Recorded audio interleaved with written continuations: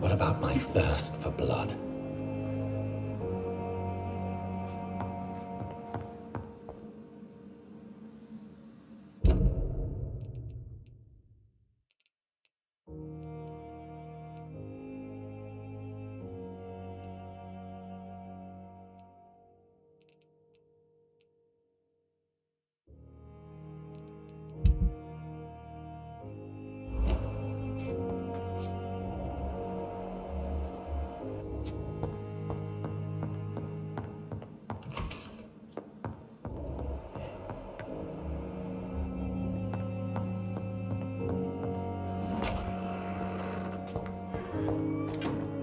Yes, Nurse Crane? How can I help you?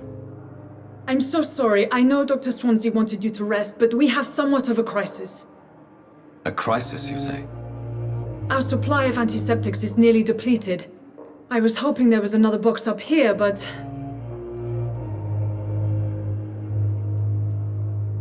What type of hospital are you running? No antiseptics? You have been away too long, Doctor. With the war and now this epidemic, supplies have been running scarce for months now. I may have a solution. In France, during the war, drugs shortage was a daily problem, and we had to use our wits to overcome the shortages. However do you mean? If combined correctly, certain household chemical products can be used in a pinch instead. Now, where's the hospital storeroom? The storeroom? Fat chance. This is the Pembroke, and space is luxury we don't have. Everything used to be stored in the old morgue. Perhaps I should look there first. Where is this morgue? It's the large building behind the hospital. You'll need to go in the back door because it's been sealed off for sanitary reasons. Take this key. It opens a small back entrance at the end of a narrow street. The abandoned morgue behind the hospital. A small door at the end of a narrow street. On my way then. Thank you, nurse.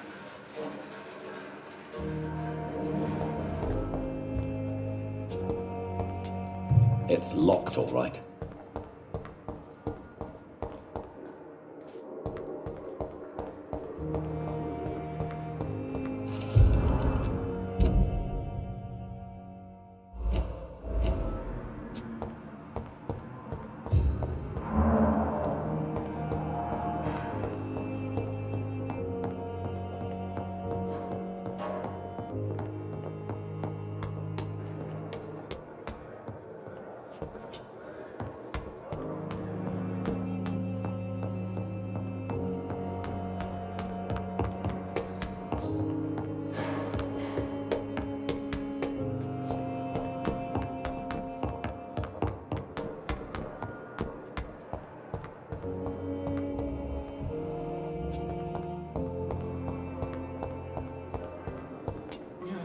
Good evening, miss. I'm Dr. Reed, the new surgeon at the Pembroke Hospital. And who are you? Your name has no meaning to me, mortal. You're nothing but dust blown by the winds of eternity. I beg your pardon? What are you begging for, mortal? My clemency? Well, tonight maybe I'm inclined to mercy. You'll never forget the night you met Thelma Howcroft. You keep calling me mortal. Why is that? And if I'm mortal, what are you? Well, Dr. Reed, if you must know, I'm a vampire. And why do you believe you're a vampire? I don't need to believe anything. It is what I am. It is what I feel within this hollow shell of flesh. Please, describe to me how you feel. What is it like to be a vampire? I can hear my body crumble from the inside as my flesh cracks and fades. I sense the last pulse of postulant blood within my drying veins. I need new blood. I see. Have you ever heard of Cotard syndrome, Miss Howcroft? Never. It's a mental illness discovered by a French neurologist named Jules Cotard. The affected patients are delusional. They believe that they are putrefying, that they are dead, a ghost or a ghoul, or in your case, a vampire. Delusional, you say? Oh, sad and petty mortal. You can't even begin to understand the concept of immortality. And you think it is I who am delusional.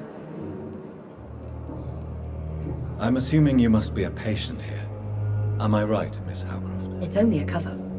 To hide from my enemies. I can leave whenever I want. As a woman, a spirit, fog, or bat. Who are these enemies you mentioned? Can you describe them? I cannot say for sure. But I sense their eyes on me from nearby. I feel them watching me every time I visit the garden near the morgue. The staff here are not your enemy. They're here to help you, to care for you. I'm not speaking of the doctors in white. I'm speaking of the men and women who hunt me. For I am a vampire! I see. Don't worry. These people will not find you here. I'll personally make sure they leave you alone. Thank you, mortal. But do not interfere with them, for you are no match for those that hunt me.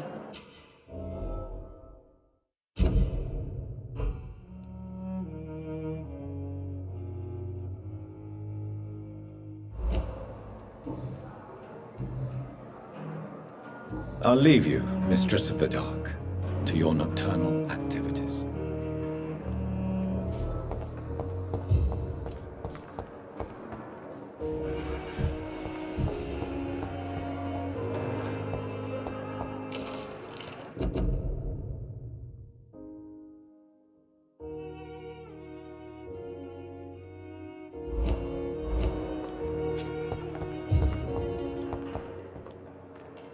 Good evening, sir. Can I help you? Unless you're here to fix my face. No. I don't think you can help me. I'm Dr. Reed.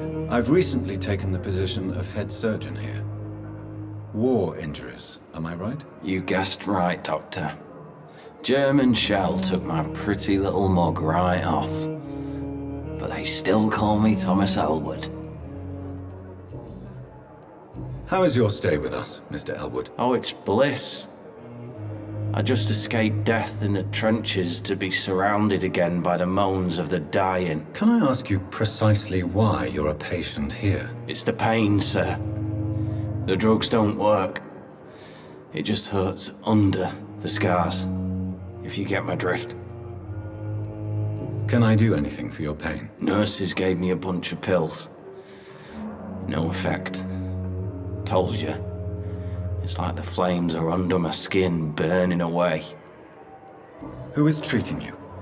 Is someone in particular looking after your case? Nobody since the old and tired doctor spoke to me. Started to think I was forgotten about. Wouldn't blame you. You don't seem worried by that. My face hurts so much more when I smile or cry. I've learned it's easier not to speak. But be assured I'm smiling inside. Why do you feel responsible for the injury, Thomas? What really happened? I wasn't disfigured by any German shells.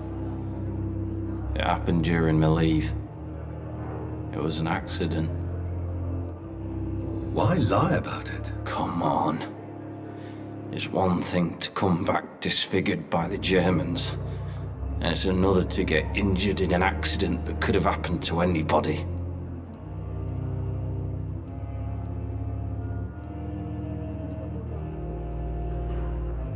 Reconstructive surgery has been very successful for some soldiers. I don't want to wear a bloody mask for the rest of my life. I'd rather stay here and just be forgotten.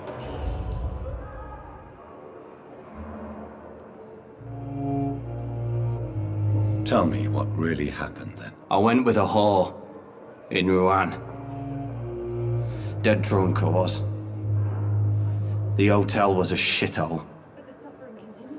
There was a fire that night. Did you start the fire? Were you trying to avoid going back to the front? That's not uncommon, you know. No. It's just that I was asleep when the flames reached the room. The girl was long gone. Bitch never woke me up. Left me to burn.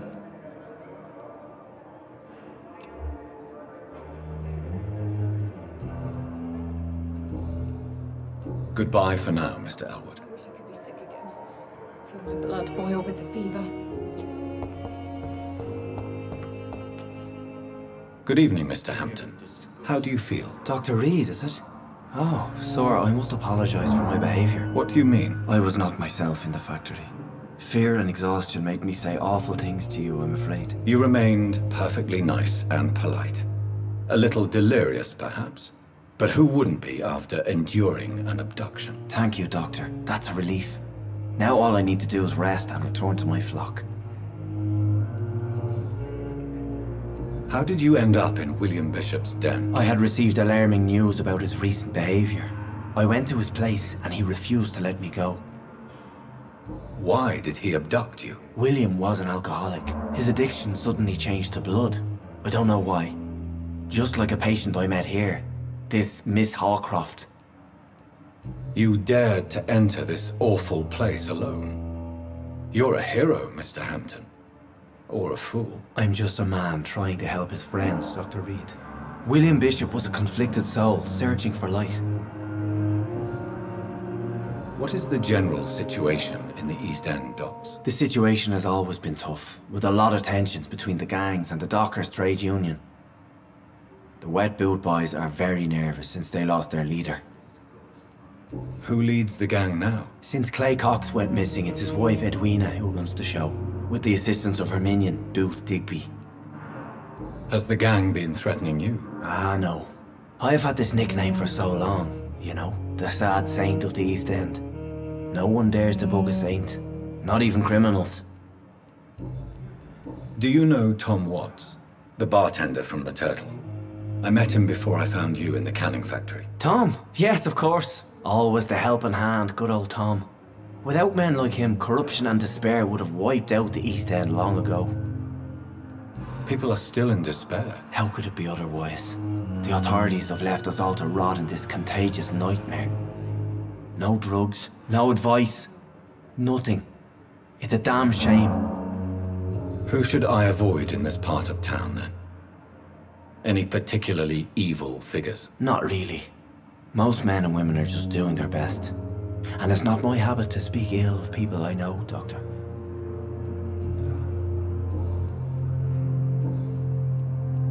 What do you do for a living, Mr. Hampton? I can't help but notice the cross around your neck. I manage a night asylum for the poor and homeless of the docks. And I try to guide the lost and hesitant on the right path to our Lord. Are you a priest, Mr. Hampton? A deacon, maybe? Not at all, Doctor. I'm just a man of faith willing to preach the good word. Why didn't you use your cross against William Bishop? To repel him somehow? That's a very strange question, Doctor. A cross is no magical token, if that's what you were trying to say. Not mine, anyway. Have you made friends since you arrived? Not really, but I recognize Miss Harriet Jones. I knew her when she lived by the docks. That poor woman had such a miserable life. You never came to see her here at Pembroke? Receiving visits when sick can be an important part of the healing process, you know.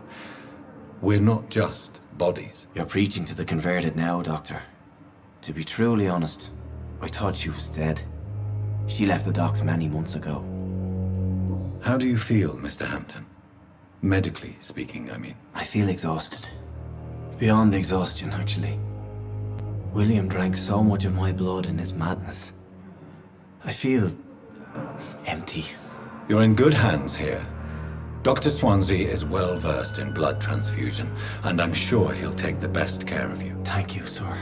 I believe all I need is rest. And then I can go back to the people who need me.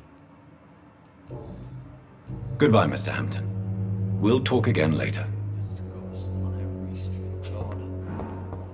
The daily routine.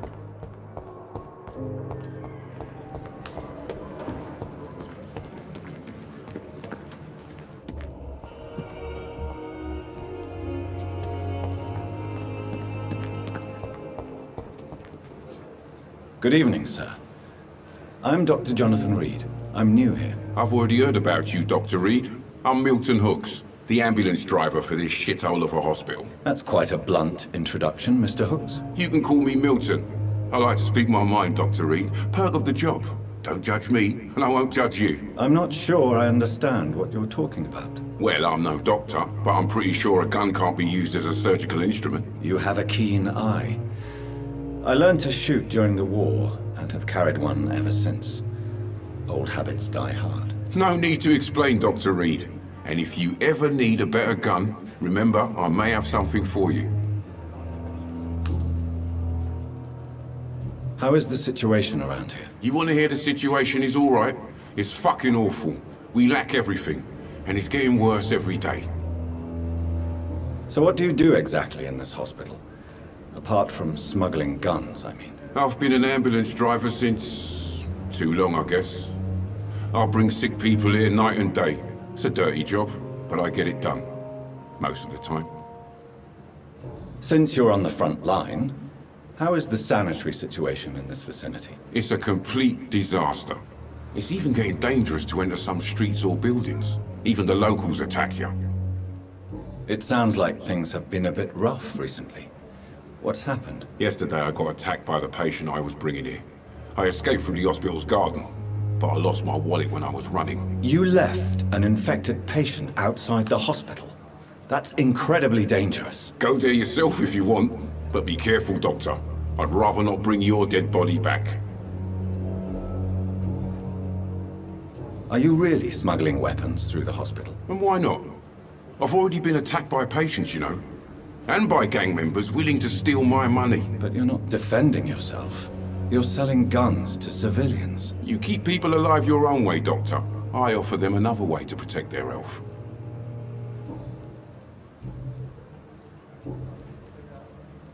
Goodbye, Milton.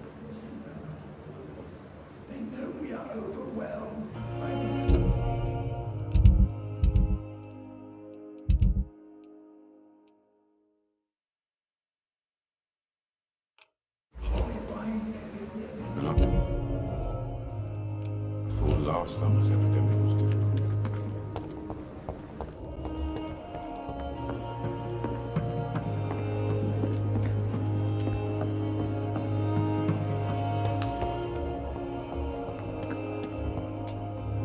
It's safer here than anywhere else in the East End. Good evening, nurse. I'm Dr. Jonathan Reed, the new surgeon here at the Pembroke. Dr. Swansea has already told us about you, sir. I'm Nurse Gwyneth Brannigan. Welcome to the Pembroke Hospital. Did he really? It's a good thing I wasn't hoping to keep a low profile. All members of staff have already read about your new blood transfusion technique. Dr. Swansea made sure of that. I see. Well, I'm a little surprised, but I suppose I'll just have to deal with this unexpected notoriety. You must know, blood transfusions are Dr. Swansea's primary subject of research. He is convinced it is the future.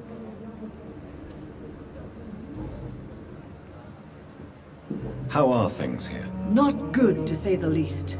We're struggling against an invisible enemy, more lethal than any bullet from a gun. It's hard, Doctor. An invisible enemy? Quite a poetic term for a disease, especially from a nurse. Sorry, Doctor. These last few weeks have been exhausting. We could all do with a good night's sleep. Do you think this hospital can survive the epidemic? We are all volunteers here, and we're trying to hold fast, but how do we beat an invisible killer? Some nurses have already resigned. I'm not familiar with all the staff yet. Perhaps you could help me. Brilliant professionals, most of them. Dr. Swansea has a gift for recruiting talent. Most of them. Is there a problem I should know about, nurse? It would be inappropriate for me to speak ill of a colleague. Is there anyone that stands out? Well, I have never met someone as dedicated as Dr. Tippett. He should be a standard for us all here. If only he were younger. Why should his age be a problem? I guess it's fair to say he's always pushing himself to the limits. He just doesn't know when to stop and get some rest. Nurse Brannigan, if you do know something, please tell me. Anything you say will be held in confidence. No. I may disagree with some conduct, but in the end, everybody is doing their best. Goodbye, nurse. Call me if you need assistance. Good evening, sir. So it is true. The famous Dr. Reed has joined us. I can't think of any better news during these terrible times. Do we know each other? Actually, yes. We met once before, at the Rockefeller University in New York. Dr. Tippett, yes, I remember. I was assisting Professor Carell in his research about coronary bypasses. He had nothing but praise for you. He was also very confident about your future. And look at you now. Eminent surgeon and blood transfusion specialist.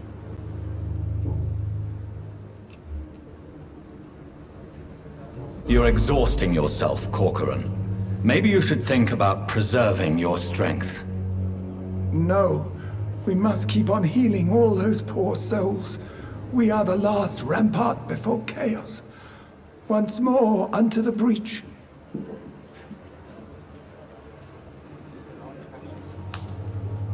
Nurse Brannigan is worried about you, Doctor. She should not have told you that. I will have a word with her. You don't have to blame her for her honesty. I'm not that kind of man, my dear Jonathan. Actually, Nurse Brannigan's opinion is the only one I may listen to. What is the Pembroke Hospital situation? And please, speak freely. This hospital is not exactly the best of London. I'm sure you are used to working in a better environment. I can't say I'm thrilled to be working here, but to be honest, I didn't have much of a choice. Don't be misled by appearances, Dr. Reed. This hospital does not lack talented people. It just lacks hope. What can you tell me about the staff in the hospital? Some are really good, and others are not so good. But during this troubled period, there is no time for slander. I prefer to focus on the positive character traits. Tell me more about cherished people, then. Nurse Brannigan is a pearl. She is the most helpful and dedicated nurse I've ever worked with. A clever and cheerful woman. You really seem to admire her skills. I'll go even further. If she was a man, she would be a damn fine practitioner. Any opinion about the management? I don't always agree with Dr. Swansea's reserve, but I must admit he does all he can to keep this facility running during this crisis. Ah, yes, the burden of command. I was fed up with this concept while serving as a medical officer. Don't get me wrong. Swansea's a good administrator. I just wish he would get out of his office down again.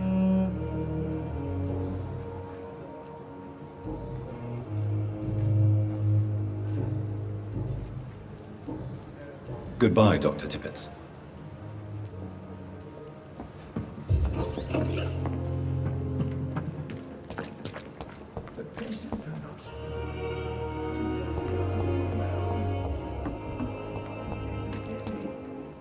Good evening, Mr. Cox. Dr. Reed. Still working at night, I see. I like that. And why is that? People who don't sleep at night always seem more alive to me. More interesting, one way or another. Do you ever think about that poor fellow I saw you push in the water? The wound he gave me will make sure I don't forget him. Still fucking hurts. Boss had cut me good. That man was determined to murder you. You almost died. What a surprise. The first time I met him, he nearly shit himself. Fucking coward. I guess revenge gives you balls. What did he want? Revenge? I recently had to kill his brother. Poor arsehole thought it would be easy to return the favour.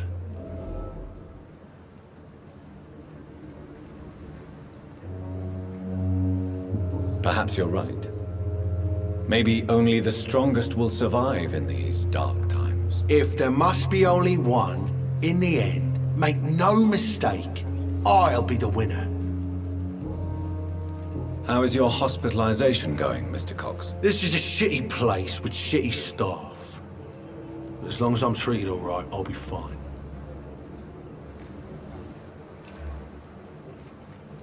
What's wrong with the Pembroke staff? That bastard you sent to bring me here, Milton. I thought he was going to break all my bones before I reached my bed. I see. Any other smart comments? The nurses aren't too ugly. Especially that foxy one, Nurse Crane.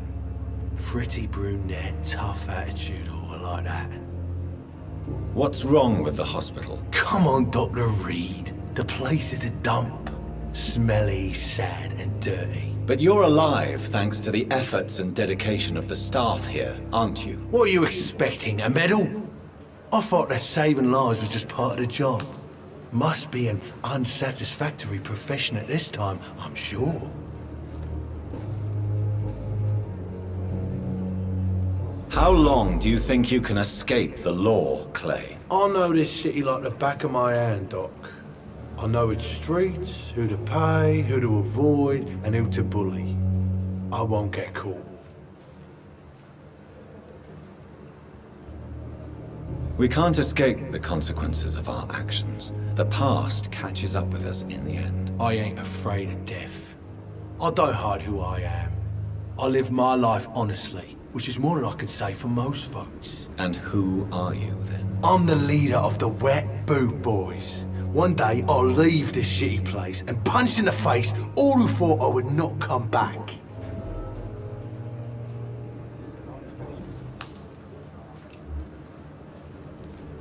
I'll leave you for now, Mr. Cox.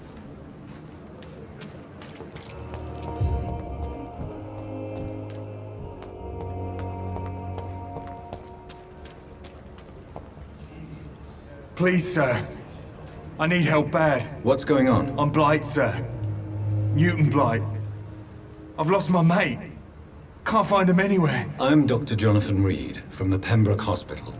Please, calm down and give me more details. Oswald and myself were both infantry, sir. We were en route for the hospital, but we had a disagreement. And Oswald ran off towards the canal. How long have you been searching for him? I can't go there. Too many rats by the water. Fucking rats. Can't stand them since the war, sir. Can't stand them at all. Don't be ashamed, Mr. Blight. Many soldiers who survived the trenches suffer from musophobia. I'll see what I can do for your friend. What can you tell me about yourself? I'm Oswald's best friend. We served in the same regiment, sir. We've taken care of each other since we came back from the front. What can you tell me about your friend? His name is Oswald Thatcher. We survived the war together. Oswald is nervous and quite fragile since we came back from the war. This is a dangerous part of town. What are you doing here? We were looking for the Pembroke Hospital. We both need help. Treatment, I mean. To get some sleep. Just need to feel better, sir. Where was your friend the last time you saw him? He went down by the canal. He didn't want to go to the hospital. I think he went to the sewers on purpose. So I couldn't go after him. I have all the information I need for now. If I find anything out about your friend, I'll let you know as soon as I can. Thank you, Dr. Reed.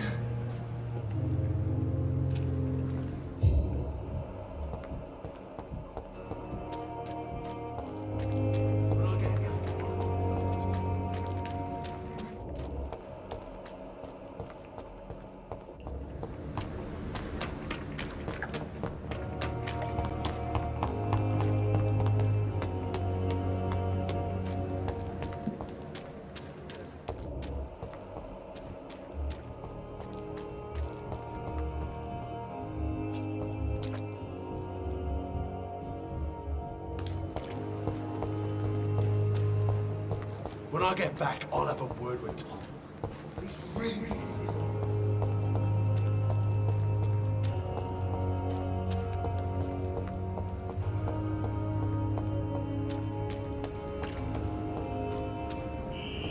Scour voices in the garden. I should investigate.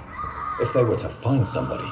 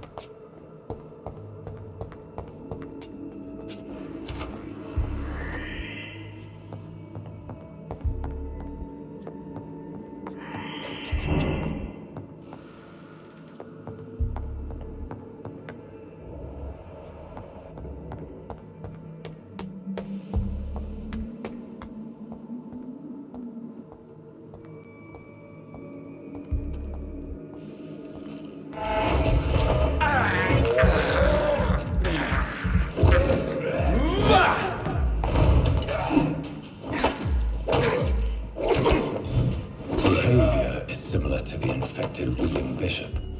Must be the same strain. This sickness moves faster than influenza.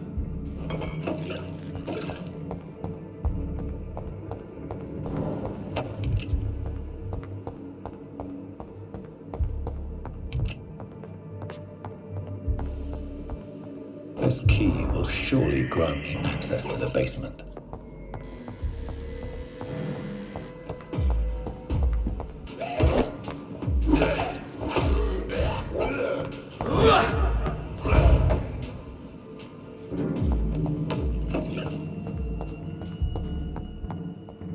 Balls of Mars, fortifiers. As popular as they are ineffective. But they do contain iron tartrate, and that might prove itself useful.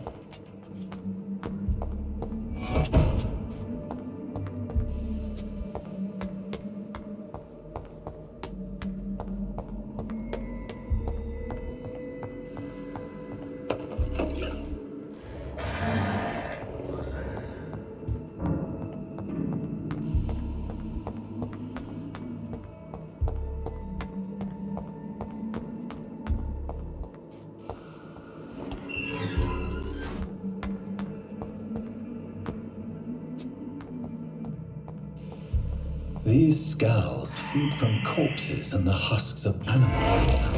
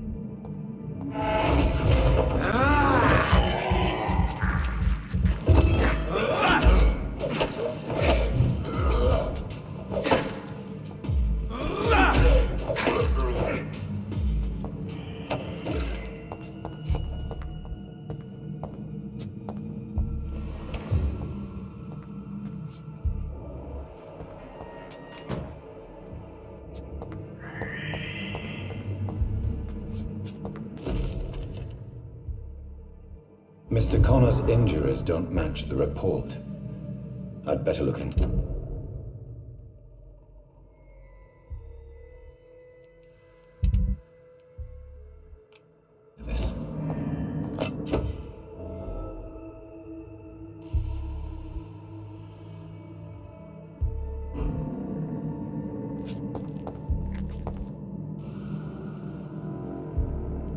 Traces of a pinkish foam at the corner of the lips. Some sort of drug overdose, perhaps? The chest was originally opened to perform the operation. The sutures are clean, but the chest has been reopened. Multiple abrasions and scarring on the arms and legs. Old and distinctive injuries of a sailor or a fisherman.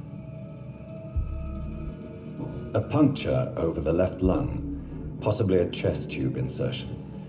Not the cleanest work, but I think it was successful. Signs of internal bleeding. So, Dr. Tippett's anesthetics were incorrectly dosed, causing the patient's death. And then he tried to operate on him again. Tippett has made an egregious error. It's time we talked.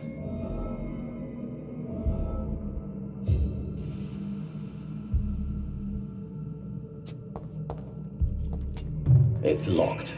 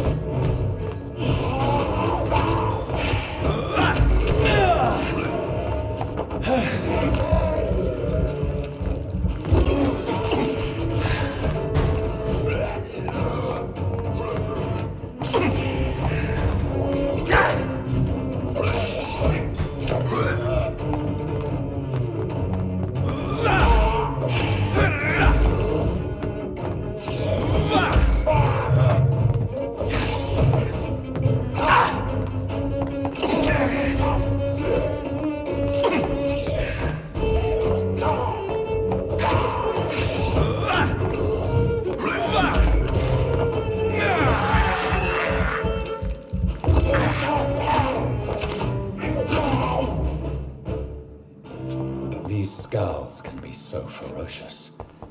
I'm not sure I can defeat them without becoming stronger. To drink blood is so tempting. Sodium hypochlorite. Dangerous to administer, but efficient in the proper dosage.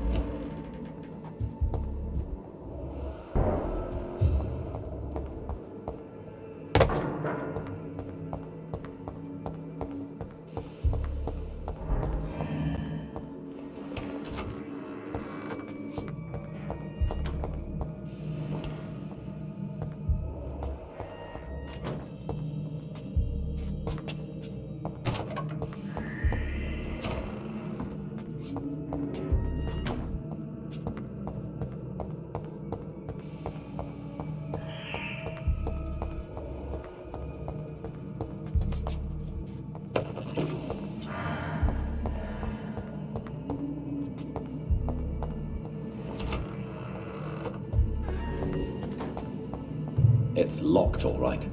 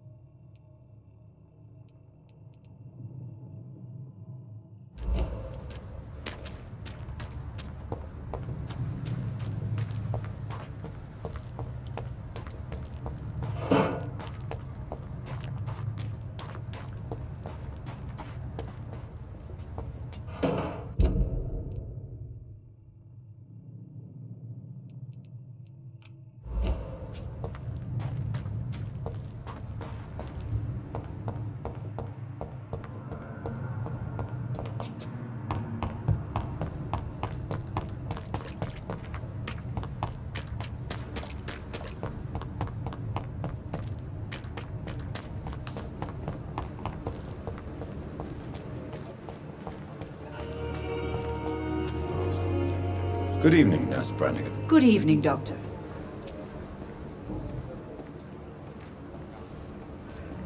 Why does Dr. Tippett claim you're the main reason he keeps working, despite his fatigue? If it wasn't for him, I probably would have left the Pembroke years ago. Dr. Tippett does not think of you as just a nurse anymore, does he? If you're suggesting he's not taking my gender into consideration when it comes to medical practice and knowledge, I really hope he doesn't. Tell me what Dr. Tippett did. I know his mistake caused a patient's death. If I had not covered up his error, Dr. Tippett would have been fired from this hospital. I could not let that happen. You can't allow your emotions to dictate your conduct concerning patients, Nurse Brannigan. Look around you, Dr. Reed. Do you really think we can afford to lose a brilliant practitioner like Dr. Tippett in our situation?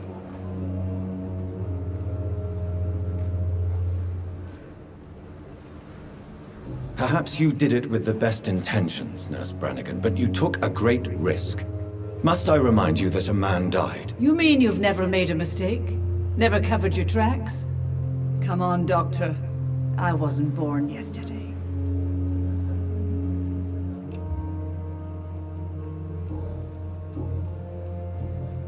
Goodbye, Nurse. Call me if you need assistance. Another night with the glorious battalion of Pembroke. Good evening, Dr. Tippett. Dr. Reed, any good news to share? Corcoran, I want you to tell me about Mr. Connor. How did he die? What happened? He was my patient. He died because of my mistake. That's the blunt truth. What was the nature of the mistake? It was a twofold error. My diagnosis was wrong, and the administered dosage was too strong. Why not stop practicing? Are you mad? I killed that man, I admit it, and it won't happen again. I have saved so many lives since then. Who was this patient? I don't know. Some sick man from the docks, maybe a fisherman. I had no time to talk with him. No one claimed a body.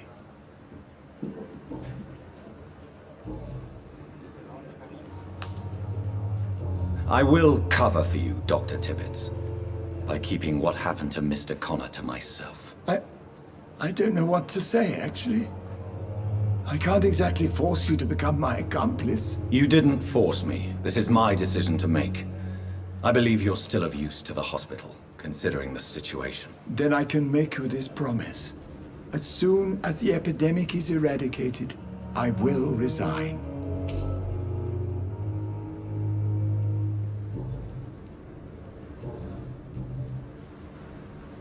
What will you do after your resignation? Do you have a plan? I always fancied visiting Cyprus.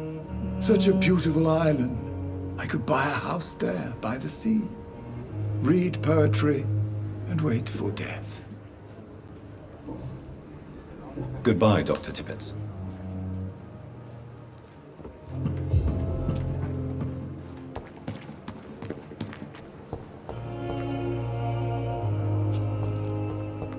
Perhaps I should have considered the offer from that Cadigan fellow.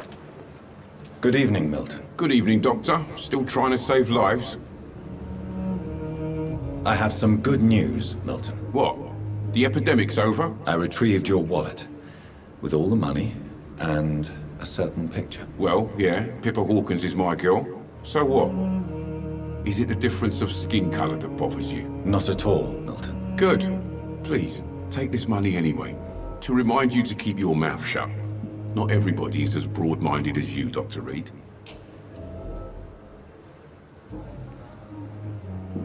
What's going on between you and Nurse Hawkins? Pippa's tired. Tired of all this shit. Tired of all those corpses piling up. She's as depressed as I am. During the war, I witnessed a few couples, just like you, come together in difficult circumstances. It can be very damaging. Maybe you're right. But we support each other. And that's all that matters. You do realize you could both get fired. Hospital staff are not meant to have intimate relationships with one another. Come on, Dr. Reed. Do you know how many rules are broken in this hospital every day just to keep it running? There's nothing wrong with what we're doing.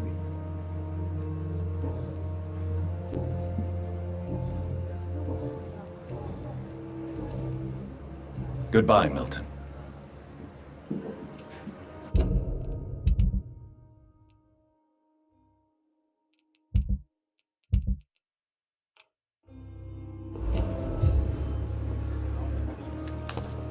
Another night with the glorious battalion of Pembroke.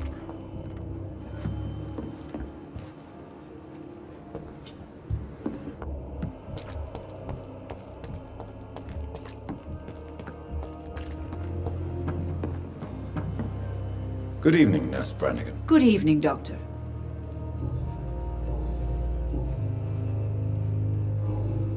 Goodbye, Nurse. Call me if you need assistance.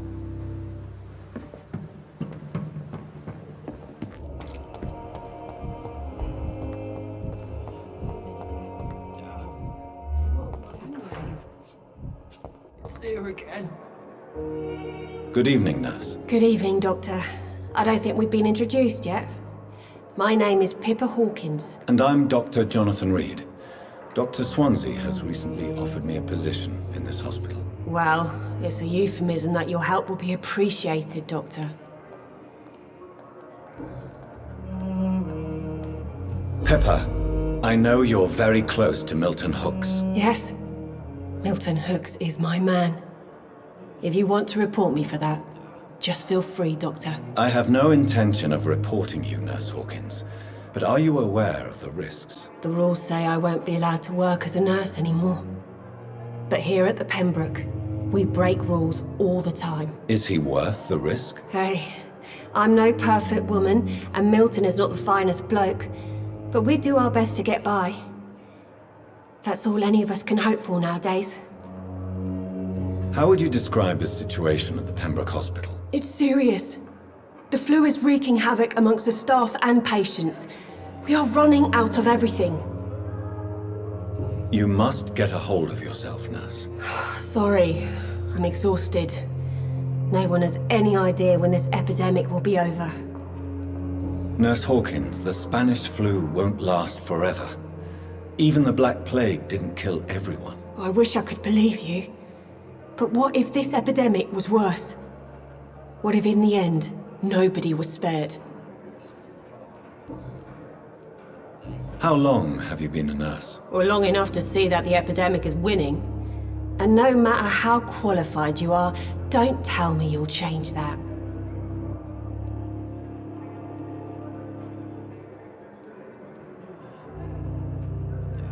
I don't like your attitude, Nurse Hawkins. Pessimism can be as lethal as the epidemic in times like these. Sorry, Doctor. I don't want to sound bitter, but I'm just too tired to give a pep talk like Nurse Brannigan. How is the Pembroke staff coping with the epidemic? Well, not well. Milton, the ambulance driver, is even more grumpy than usual, especially concerning doctors. Why is Milton grumpy on a daily basis? Is it just an act? Milton's not the kind of man who's bothered about a bad reputation, whether he deserved it or not. Why does Milton dislike doctors? I don't know. Just ask him. But be warned, Milton is not the chatty type.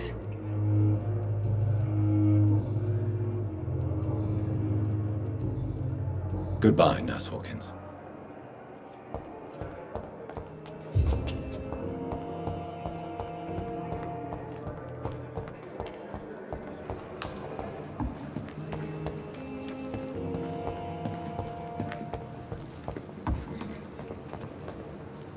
Good evening, Milton. Good evening, Doctor. Still trying to save lives?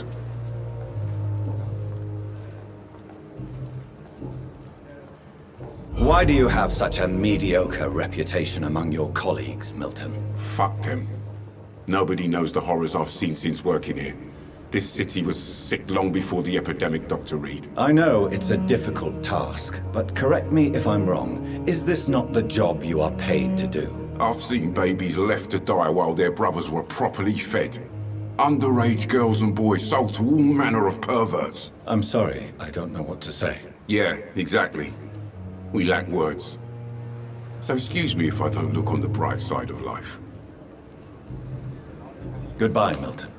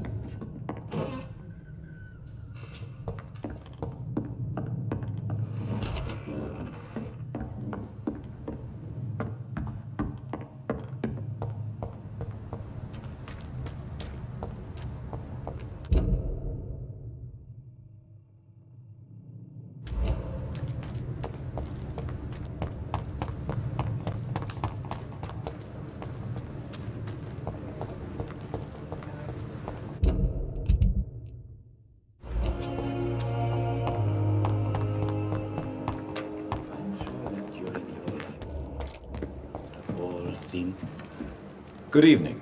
I'm Dr. Reed. Always a pleasure to meet a colleague, sir. Especially when he was supposedly dead. A colleague? Are you a doctor too? Not anymore, sir. I used to be Dr. Rakesh Chadana. Now, I'm just Mr. Chadana, pawnbroker and humble guardian of this morgue. What do you mean, you used to be a doctor?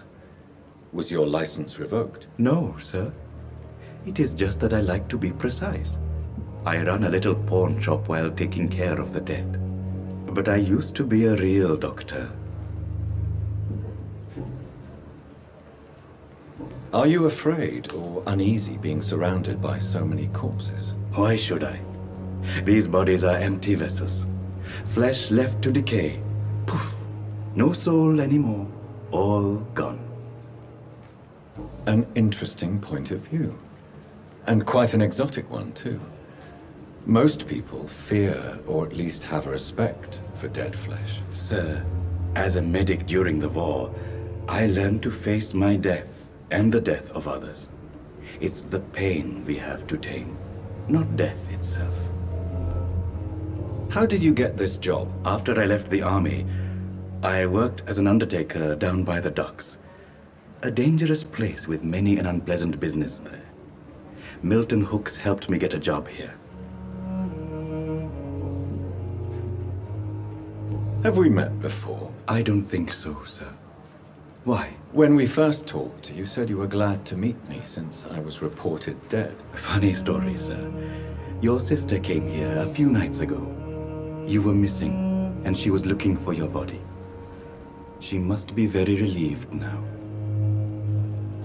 Do you work here alone? Yes, very easy work, sir. All I have to do is watch a few bodies. The situation was very different when the main morgue was still open. Why do you have to watch these bodies? Because these poor fellows have no names. We keep them in case someone comes looking for the missing. Sadly, very rarely happens. Why close the hospital's main morgue? It was for sanitary reasons after the beginning of the epidemic. Cadavers had to be moved to the nearest mass grave.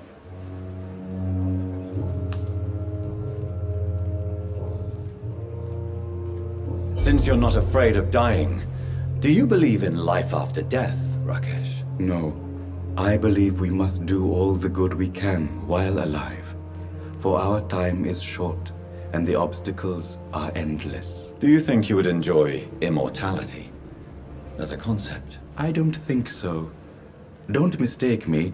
I love life, and I'd like to live a long life. But everything has to decay, sir. Even goodwill. Do you really believe goodwill cannot last? As I said, sir, everything decays. If I was to never die, goodness, I would be bored or worse.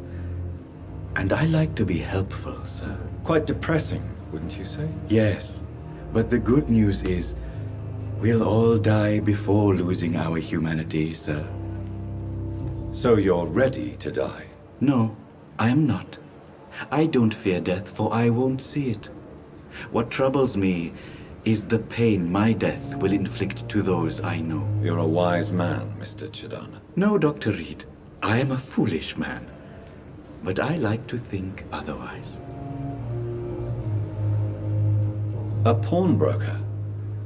I expect you get all types of people here. Yes, sir. All kind of people. For I sell all kind of goods. Who comes here to trade with you?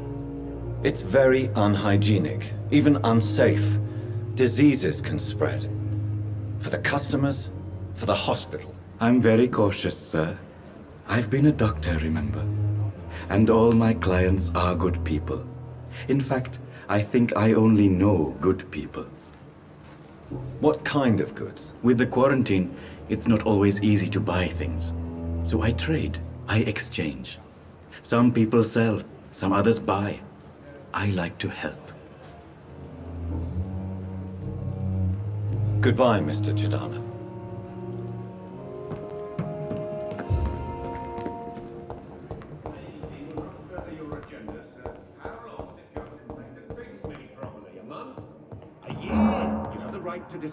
Finally, you've returned, Doctor. Did you find anything of value? Yes, nurse. You've worked your first miracle, Doctor. Now, this patient here needs immediate treatment. Duty calls? When the storm has passed, I'll show you how to mix the remedy yourself with the same basic ingredients. Many thanks, Doctor. When you've finished, you ought to report to Dr. Swansea in his office. He's been looking for you. Seemed pressing.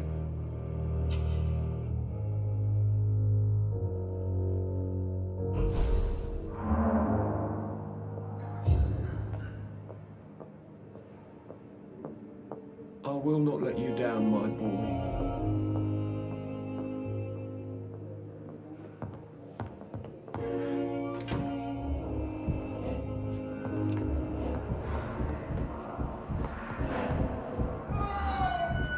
It's locked.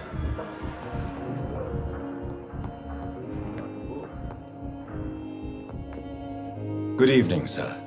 I'm Dr. Reed. May I help you? I don't know if a third opinion is needed. Your colleagues are already arguing about my condition. I see. Would you mind telling me more about your situation? I'm Harvey Fiddick. All I want is to get me bloody arm fixed properly. Goodbye for now, Mr. Fiddick. I'll see you later.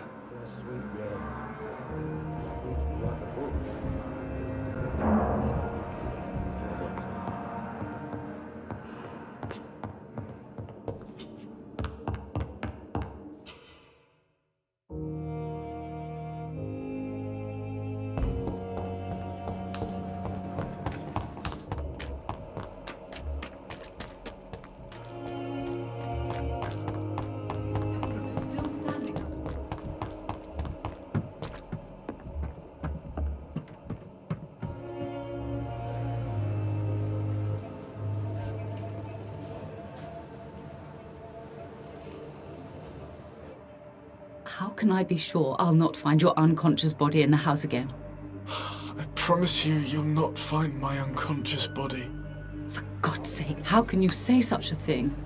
How can you refuse to listen? I tried to warn you for so long. No, I won't let my only son die. You promised me you'll stay alive. Your son lied to you, like the whole world lies to us.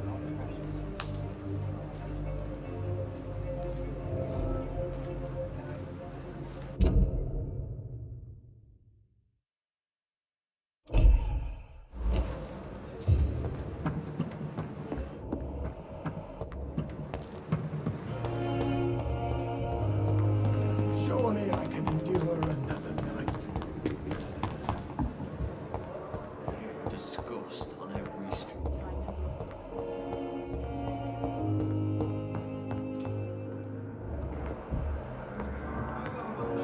Dr. Reed, may I help you?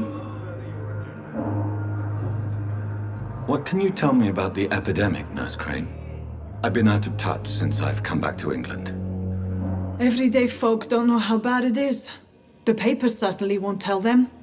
Not as long as the war is raging on, anyway. News on the front stated that the Spanish flu was under control, at least in Britain. It seemed to be for a while, but that was only last summer. It returned with a vengeance just over a month ago.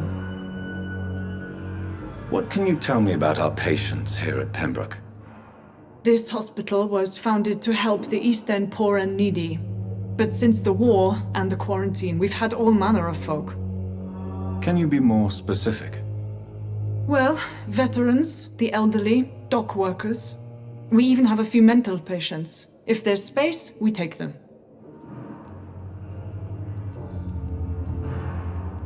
For how long have you been working here, Nurse Crane? I first volunteered at the Pembroke in 1911, a few months after Dr. Swansea was appointed. And before you arrived here? If you must know, this was my first job.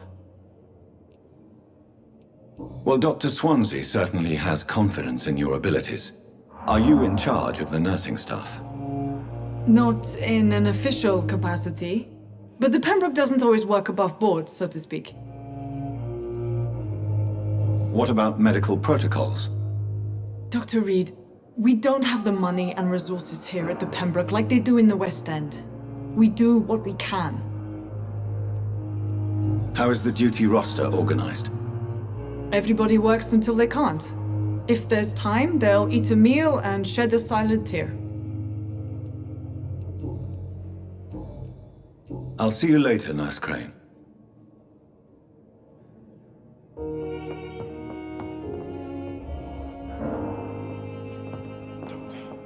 Good evening, sir. I'm Dr. Reed. I believe we're going to be colleagues. Reed? Yes, I've been informed about your arrival. I'm Waverly Ackroyd. Welcome aboard, I suppose. Does my arrival inconvenience you in some way, Dr. Ackroyd? Let us just say that I don't particularly share Dr. Swansea's enthusiasm for hiring you. What we need here are reliable professionals, not overrated dabblers.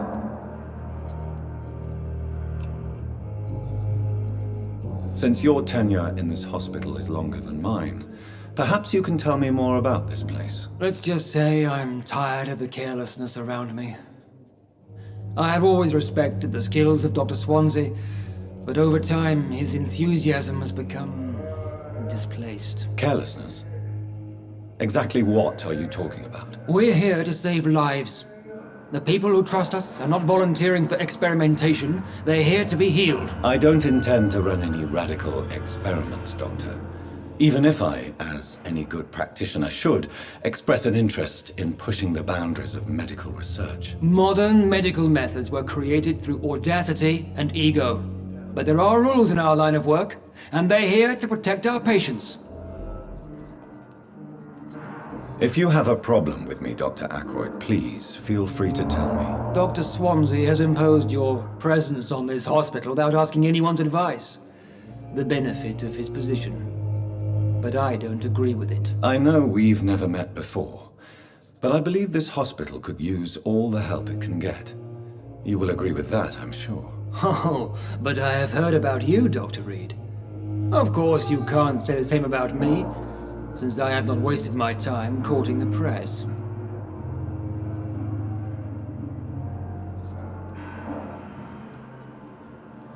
There is no need for such animosity between us. Don't you think the epidemic is already enough to deal with? That is one point we could agree on. And that is precisely why I want to be sure that you will be of help to this hospital, instead of a burden.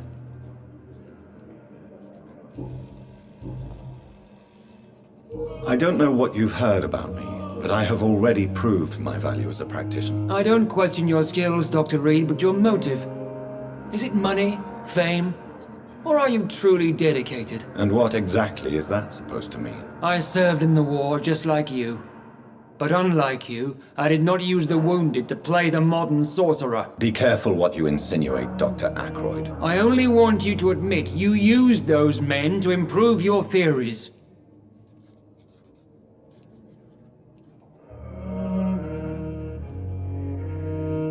I don't see any reason why I should justify my actions to you. That's true, Dr. Reed. The only judge has to be yourself. The question is, are you judging yourself hard enough? It seems you have bad memories of your military service. I refuse to see this industrial slaughter as scientific progress. War only reveals the worst in men. We can at least agree on something, Dr. Ackroyd. Thank you for your time. We'll talk later.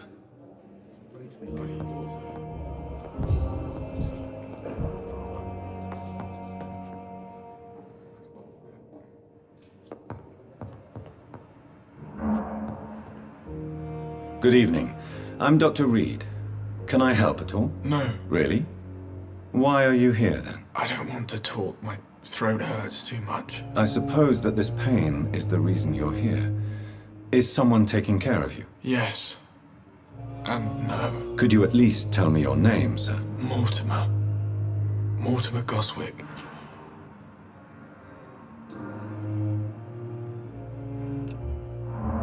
Do you need any help? I'm afraid I may, sir. I don't mean to be a burden. You are not a burden, sir. Healing you is my responsibility. And you have my gratitude for that. Admit it, Mortimer. Your mother had you hospitalized here because you tried to kill yourself. Yes, it's true. All right, then. This is the first time we've really shared information about your case. Shall we call this progress? Call it what you want, Dr. Reed. You can trust me. I won't report you to the authorities. My one and only concern is your health. I guess I should thank you then. Can I help you in any way, Mr. Goswick? I wrote a letter for my mother. She was supposed to read it after my death. But I suppose she doesn't have to read it now. I see. And is this letter still near the place where you tried to take your own life? Yes. And I don't want anyone reading my last words. I mean, I'm still here.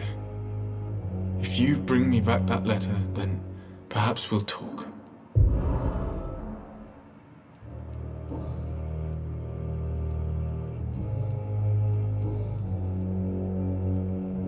How painful is your throat, Mr. Goswick? So painful I'd rather not talk at all, Doctor.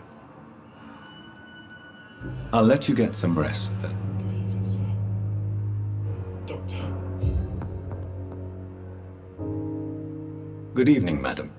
Can I help you? It's my son who needs you, sir. I'm Dr. Jonathan Reed. How can I help your son? I'm Beatrice Goswick, mother of Mortimer Goswick. Could you check on him, please, Dr. Reed? I've heard much of your talents as a physician. Your son wished to die, Beatrice. Why did you hide such crucial information? Are you not aware suicide is a crime? Mortimer could be thrown in jail. I can't let that happen. I won't. I understand you fear the legal consequences, Mrs. Goswick. But don't you realize your silence significantly affects your son's case? All my son needs is help and comprehension, not judgment and punishment for what he may or may not have done.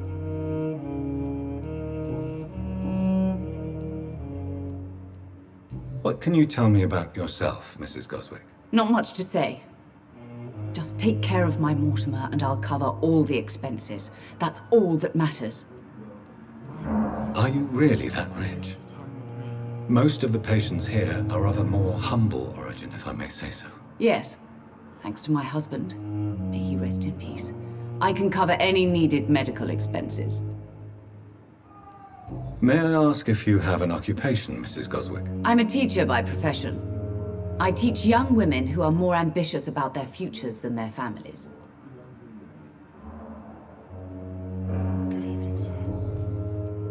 What do you think of your reception here? Any complaints? I have had the uttermost reservations about this hospital since we arrived, but we had no other choice. considering the state of emergency. Is there something in particular that's bothering you? Some of the staff were not especially welcoming. I suspect they're not accustomed to dealing with patients of such social standing. Tell me more about your arrival at the Pembroke Hospital. What gave you such a bad first impression? The ambulance driver was quite rude, for a start. And that nurse, Miss Hawkins, seems to have quite a dubious attitude. What do you mean? She managed to secure a bed for my son despite the epidemic. It was a relief, but it wasn't cheap. She charged you for a bed? Yes, and I paid without question, considering the urgency of the situation. I share your concern, Mrs. Goswick. Be sure that I'll talk to the people involved. I don't expect compensation, Dr. Reed. But I'm aware such behavior would not be tolerated in other hospitals. Goodbye, Mrs. Goswick.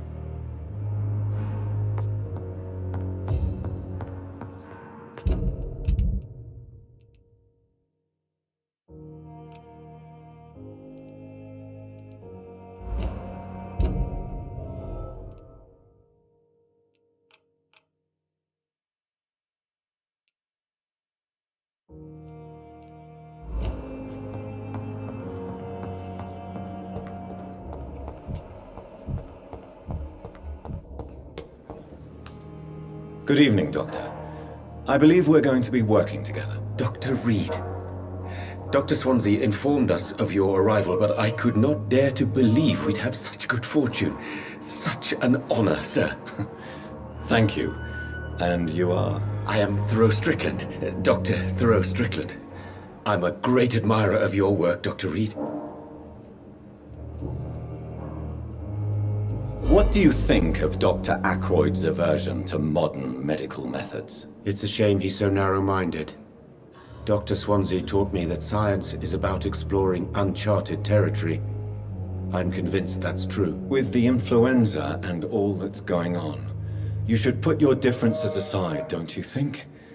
Why is it so difficult to work together? I believe that if Dr. Ackroyd had been the one to discover the transfusion process, he would be the first to recommend its use. So you believe it's just a question of jealousy and pride? Dr. Ackroyd is as proud as he is blinded by his obsolete concept of medical science. Please, could you tell me something about yourself? I'm a great admirer of your work concerning blood transfusion, Dr. Reed. I run my own experiments. I'm convinced it's the future. What made you choose to be a doctor? I'm not ashamed to admit you and your work have inspired me. I am honored to have the opportunity to work by your side. It's always a pleasure to share scientific and medical knowledge with someone eager to learn. I'll be glad to help you if I can. This epidemic may be the century's most terrible disaster, but I'm convinced that we, as doctors, are the only ones able to defeat it. I based my technique on my mentor's research. He helped me perfect my method. What is yours? I'd rather not talk about it. For now, it's just theories and first approach. My process is purely experimental and unsuccessful. As long as you're cautious and methodical, you may remain empty-handed, but you won't fail. You're not the first one to warn me, but I am convinced knowledge is the main weapon against the ravages of this epidemic.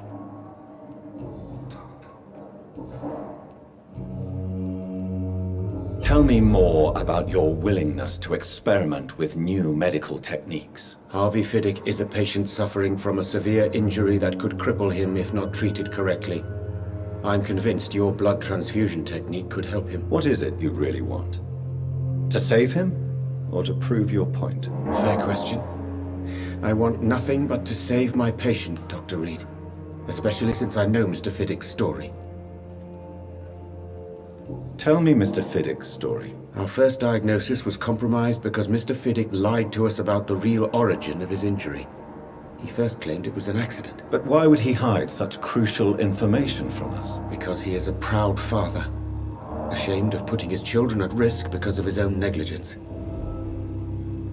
This personal involvement could also appear to be a lack of impartiality.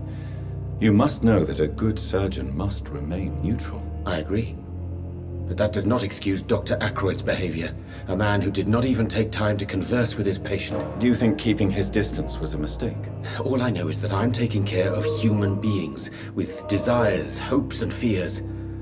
Not some biological machine comprised of blood, bones, and flesh.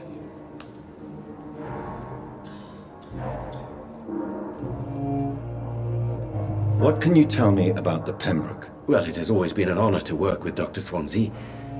But with your arrival, I can't think of a better opportunity to learn about blood transfusion. Do you need help with anything in particular? Well, yes, maybe. I'm waiting for a batch of products I ordered for my personal research, yet my supplier seems to have vanished. Do you want me to play the errand boy for you? Oh no, Dr. Reed.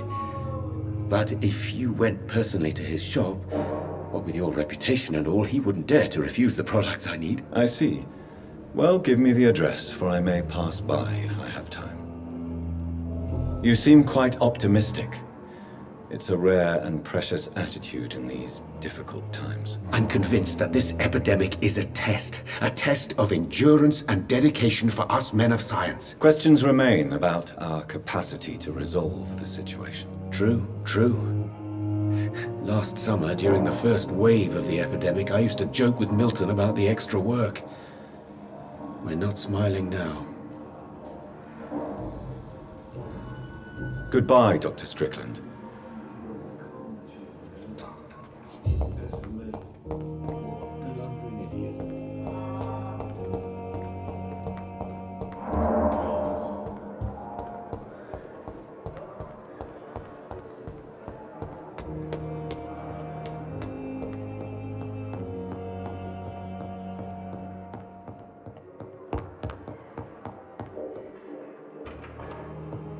Please, Jonathan, come in. Fascinating, is it not? In the last decade, so many mysteries have been brought to light with our microscopes. The human body, biology's penultimate frontier. The more we explore its boundaries, the less we're able to trace a clear line between life and death. You, my friend, have a foot in both countries. The view must be vertiginous. It's at least as vertiginous as chatting about vampires with you, I would say. This must be all so new to you. This area of town, the hospital, a brand new life. How stimulating it must be. I wish I could share your enthusiasm, Dr. Swansea, but my condition defies scientific categorization. Undead? Unalive? Immortality defies logic. I cannot express my thrill at this serendipitous turn of events. The world's most eminent specialist in blood transfusions, a vampire. One might say a gift from heaven.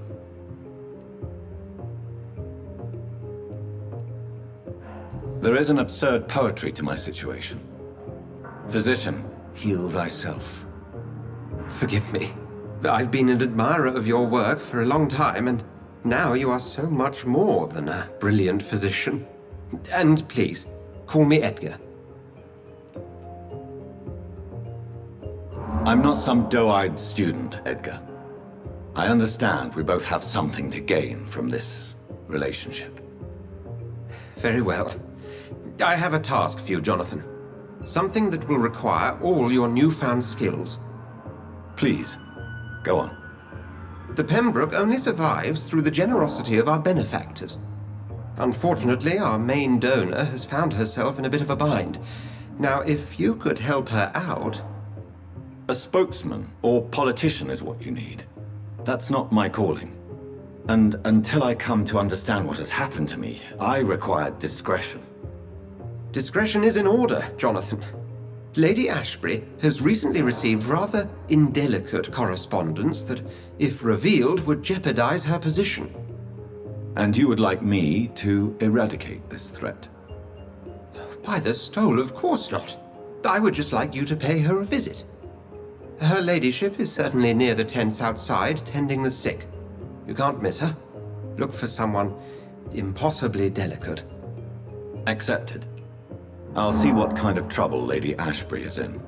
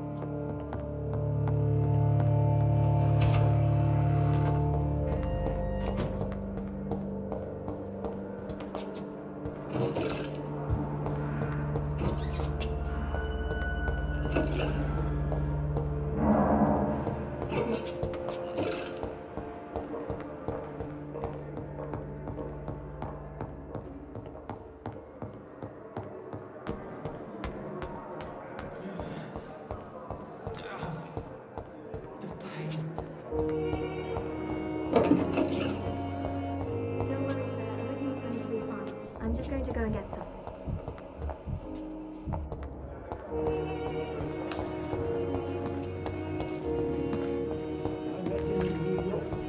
If only there were more of us, with less resignation and more determination. I know I can count. The flu took my dear wife, Emily. I take comfort knowing we'll soon be together again. Mr. Rainfield, that's no way to talk. You're in good hands here, and we'll be up again soon enough.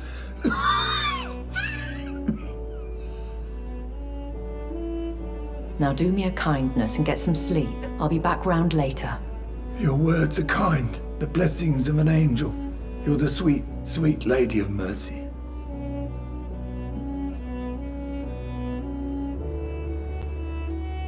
Good evening, Dr. Reed. It's a pleasure to see you again. You seem surprised. Dr. Swansea has brought me up to speed concerning your recent appointment to Pembroke Hospital. You're the lady who saved me that night, before vanishing into thin air. I remember you from the pub with Dr. Swansea. Indeed. Allow me to introduce myself formally this time. My name is Lady Ashbury. I remember you well, in spite of the brevity of our encounter.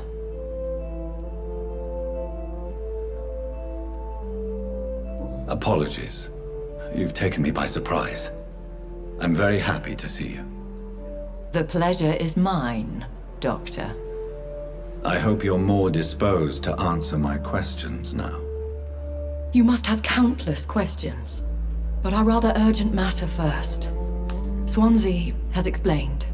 My cover, if you prefer, has been compromised. Have any of the patients given you trouble? These poor souls have so little left to live for. I do my best to ease their pain. The world would be a better place if it were cared for by women like you. You make me blush. I am simply a necessary evil. Pardon my boldness, Your Ladyship, but I have questions concerning this condition we share. As a newborn, your hunger for answers is rivaled only by your thirst for blood. But the questions need wait. I'm a scientist. My trade is in the deciphering of mysteries, and I need information to feed my mind. I will gladly answer every question you have, but first, prove yourself capable of resolving my predicament without eating the culprit. Dr. Swansea has commissioned me to be your agent in this matter. You could start by explaining what's amiss. These past insufferable weeks, I've been the victim of extortion. I've made a first payment, but the blackmailer grows greedy. I must refuse his most recent demands.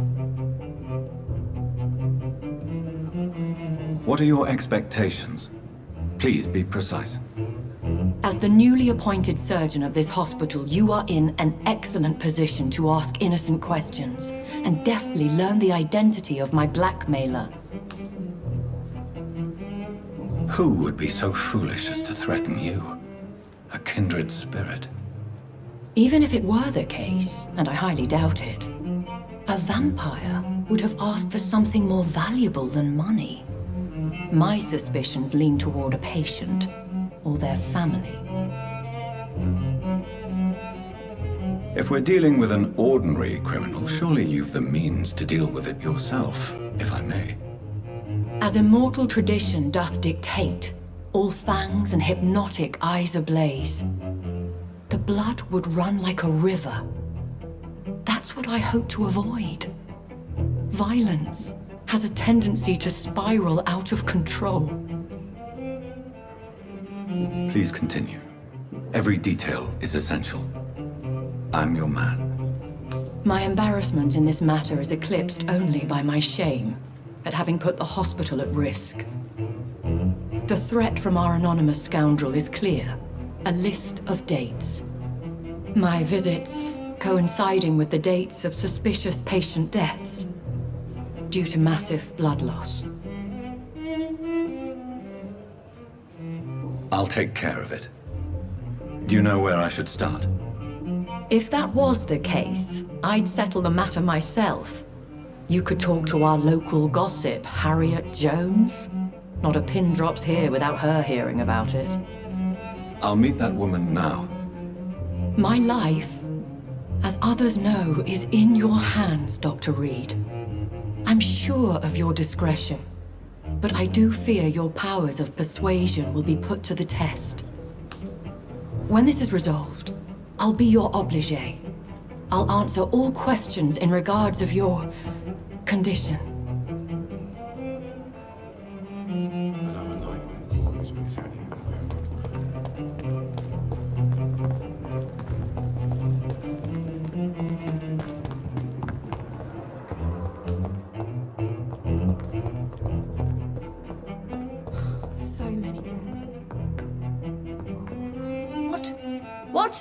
What is this? Who are you? Get out of my room. There's no need for alarm, madam. I'm Dr. Reed, the new surgeon. Preposterous. Dr. Reed, you say? I don't want some bumbling intern. Where's Dr. Swansea? Please, calm down, madam. I assure you that I am highly qualified. I'm just back from war duty. How brave. Threatening an old defenseless woman. You know how long I've been a patient here? You've picked the wrong fight. I'm Harriet Jones. Harriet Jones? Indeed. I've been meaning to have a chat with you. You know what goes on here better than any other patient, I gather. Oh, better than any patient, nurse or doctor. I've seen so many vile undertakings. I heard there have been some despicable goings-on. Was there a case of blackmail? Blackmail? Wait.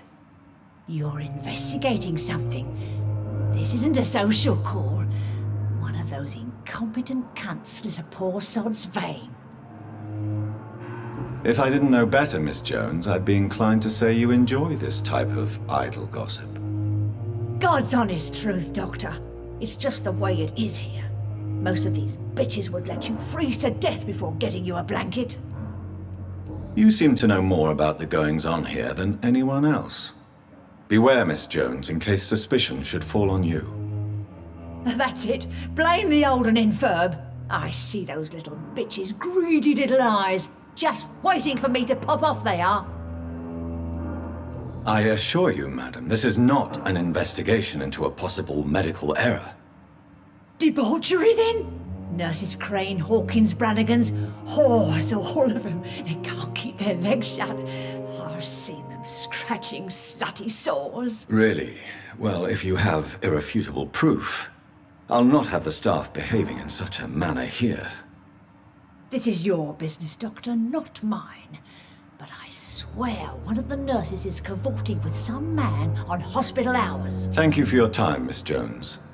You've given me something to go on. See you on the next round.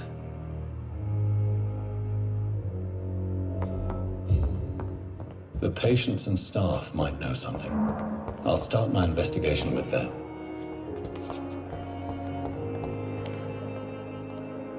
Good evening, Nurse Hawkins. Good evening, Dr. Reed.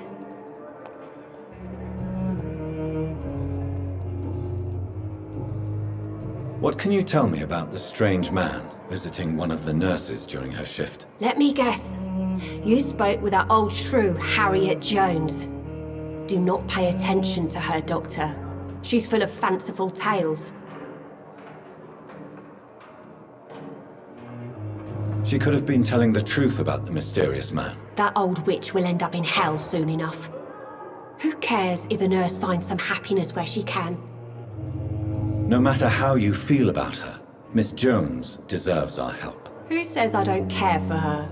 Hate is what keeps that old crone alive. Goodbye, Nurse Hawkins.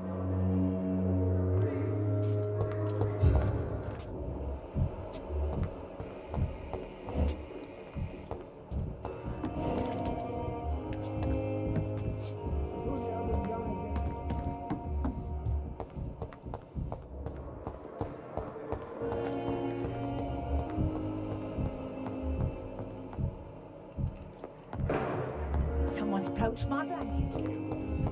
On every Boil with the corner. fever. Daily routine.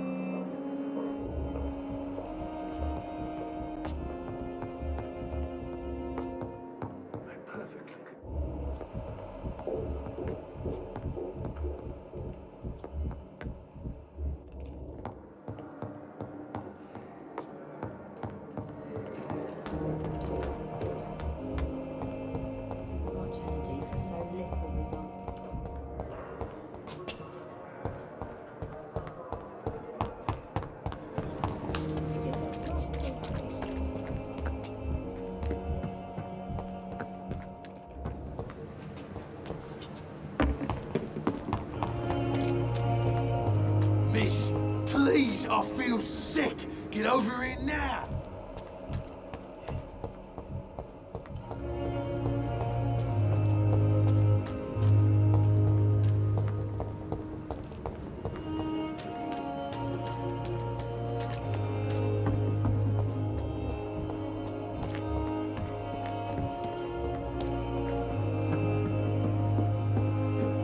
Good evening, Nurse Brannigan. Good evening, Doctor. Have you seen a strange man visiting any of the nurses here? I've never heard of such a thing, Doctor. Goodbye, nurse. Call me if you need assistance.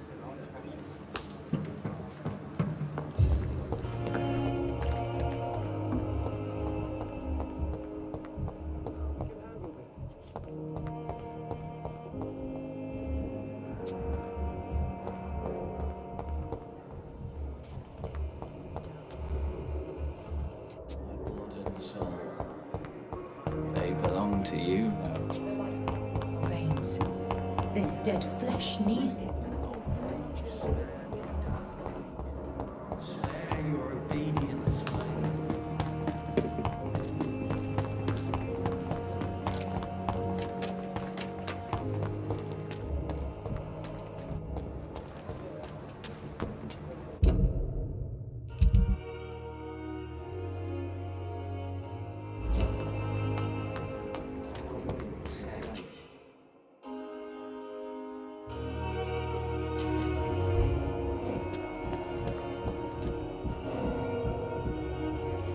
You're sure you don't come back with me? Nah, I ought to see someone at the hospital. Be careful. You look so bad they may keep you as a patient. Fuck 'em. I don't like hospitals or doctors. Well then, when you go back to Whitechapel, you may find this useful. What is it? A pass for a free medical exam by the best nurse available. Just read it. I don't read well, but thank you, I guess.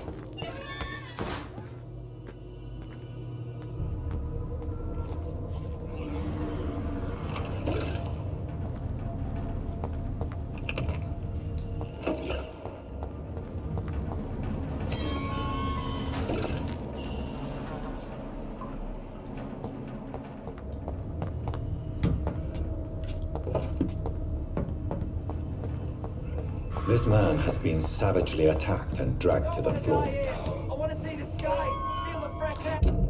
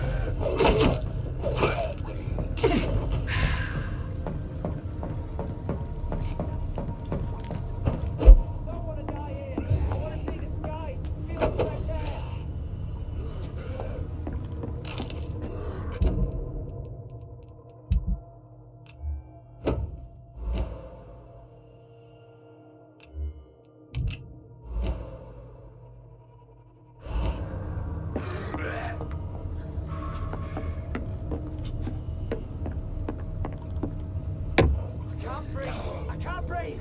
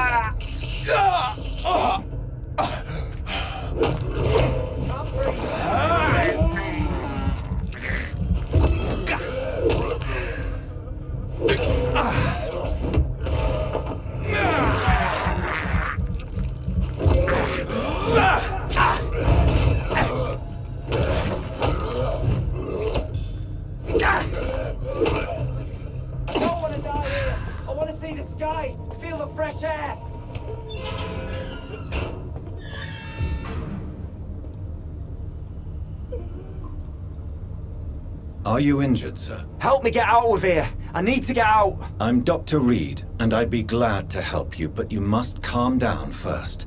Please, take a deep breath and tell me your name. Okay, I'm Oswald Thatcher. Please, I need to get out! Mr. Thatcher, your friend Newton sent me to help you. Do you remember him? Yes, I do. Good. Now leave this place and enjoy the cool night air. It's quite invigorating. I'm sure you'll feel better if you do.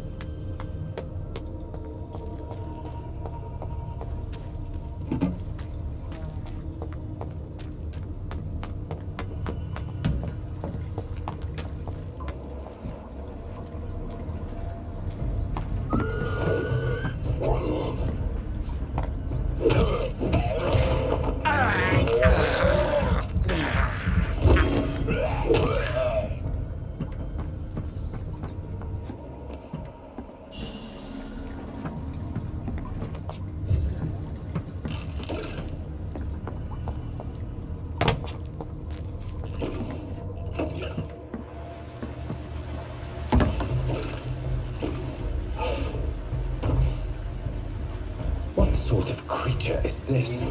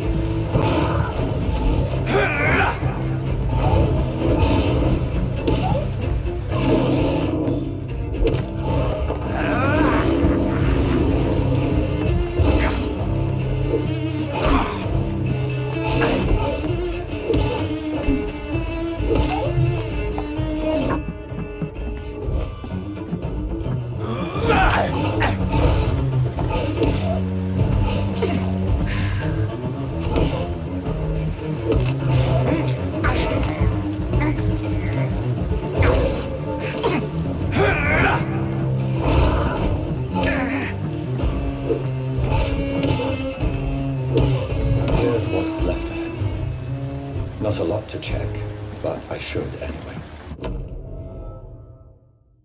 Some voucher for a free checkup in Whitechapel. What is Nurse Crane up to? I really must find her.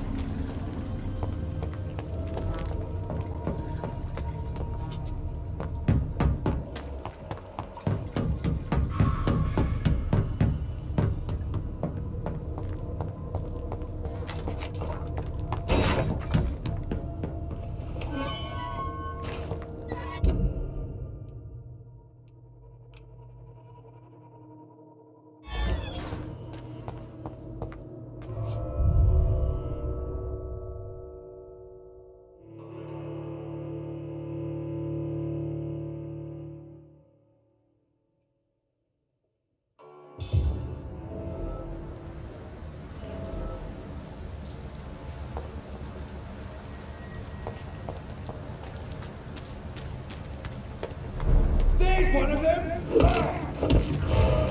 It's oh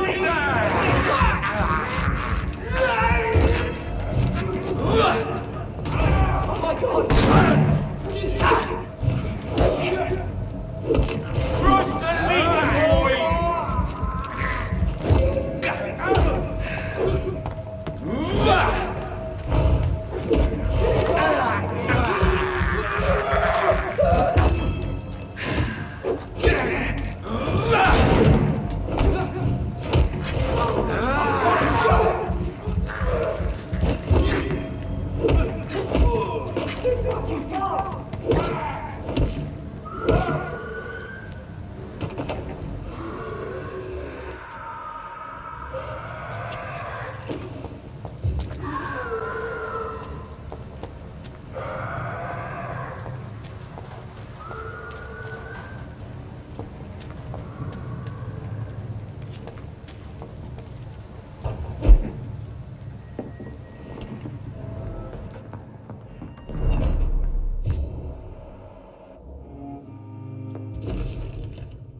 In this letter, Mortimer Goswick does nothing to hide his desire to die. I could give it to his mother, but doing so would betray his trust.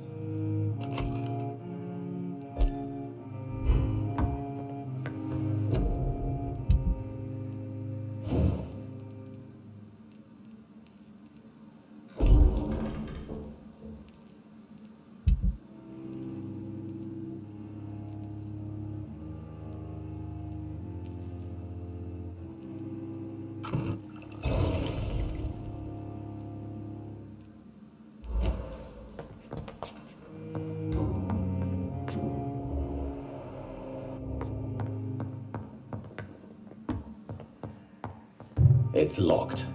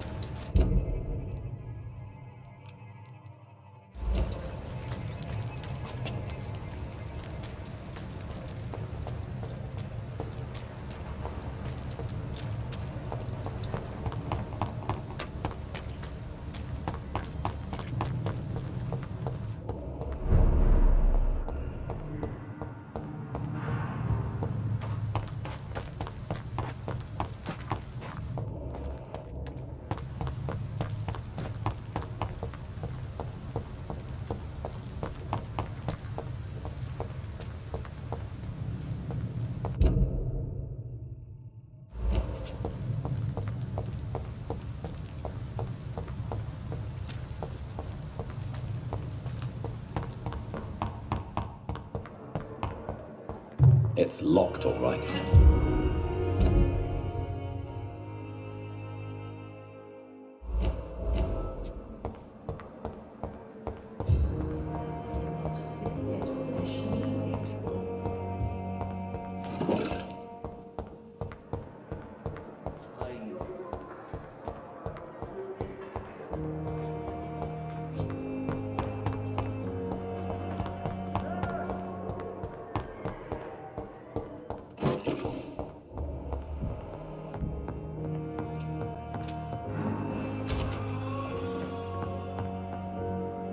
Good evening, Mr. Goswick.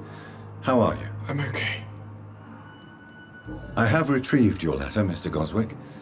I can assure you that nobody read it but me. Thank you. This is for you, then.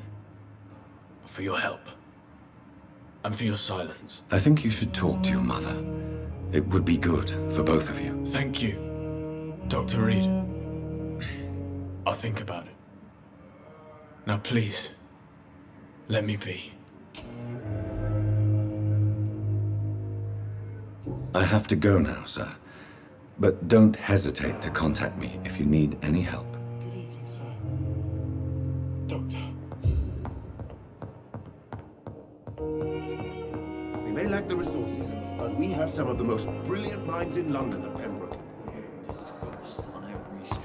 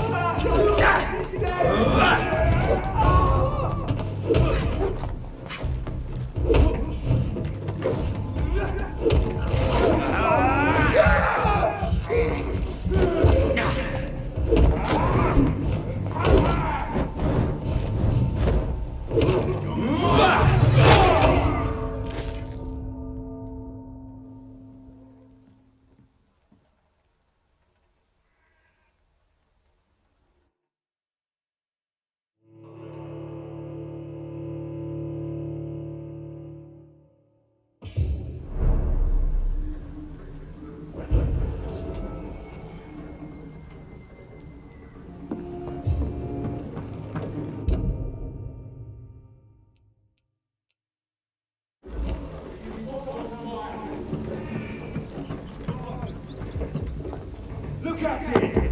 Vicious bugger! Stupid bitch!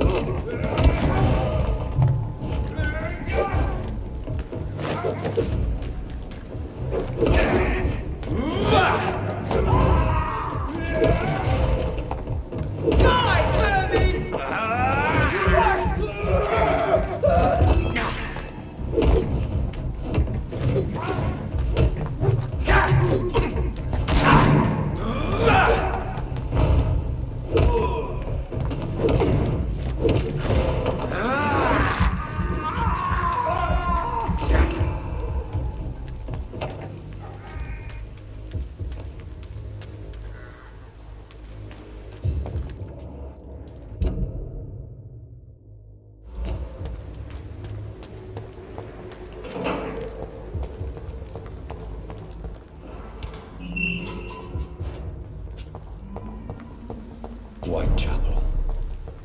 This neighborhood is linked somehow to the kind Lady Ashbury's blackmail. First, let's find this Petrescu fellow.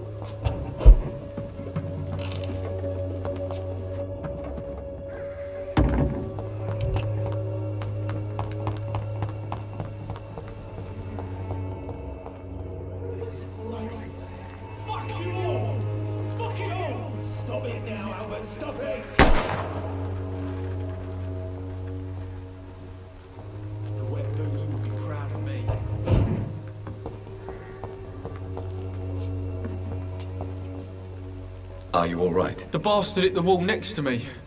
I don't even know if he meant to miss. If you've been hurt, I can help you. I'm a doctor. Name's Albert. Remember it. Now bugger off.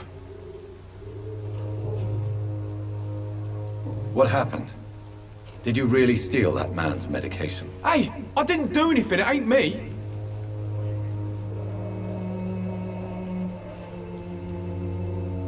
Medication and drugs are a rare commodity in East London. So you picked an easy target, didn't you? Sod off, mister. You ain't got no clue what's going on here. Bastard was a soldier in the war, so now he's got the right to shoot me. It's true. I'm not familiar with this part of town. Perhaps you could help me. I said sod off. Go find yourself another guide.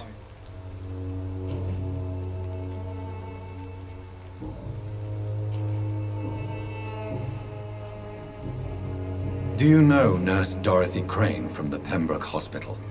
If you know anything about her, I'd appreciate it. Never heard of her.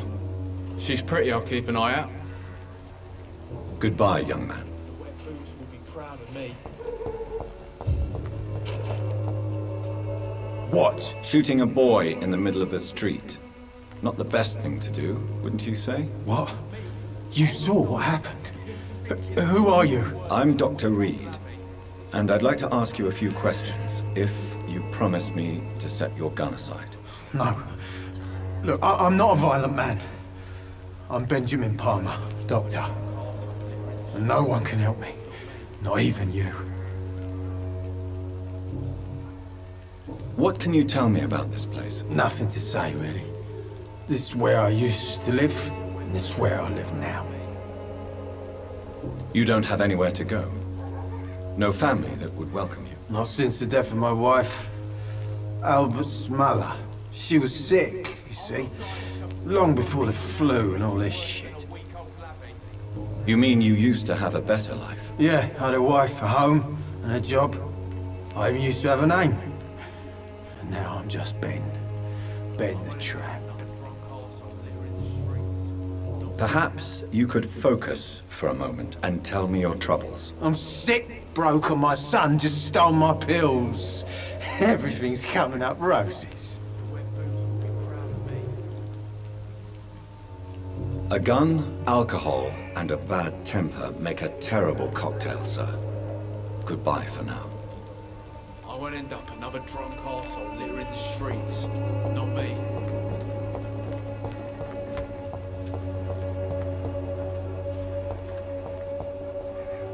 Good evening, miss. Good evening, sir. Are you interested in a miraculous cure for this unknown and deadly epidemic? Actually, I am. Then you have come to the right place. The famous Swanborough cordial is all you need to help keep you in perfect health. Oh, really? Why didn't I hear about it during my studies? I'm Jonathan Reed, by the way. Dr. Jonathan Reed. Ah, my brother has spoken of your research, sir. I'm Loretta Swanborough, and it's always a pleasure to meet a fellow healer. Tell me, who intrigues you most in Whitechapel? The region itself is something to see, but I would say Camellia the mute florist who gives away her flowers. What do you think of the locals? Most of them are afraid or desperate. They all come to me eventually for my remedy. Is there anyone I should avoid? Cadogan Bates, without a doubt. The bloody bastard remorselessly exploits poor migrants as soon as they get here.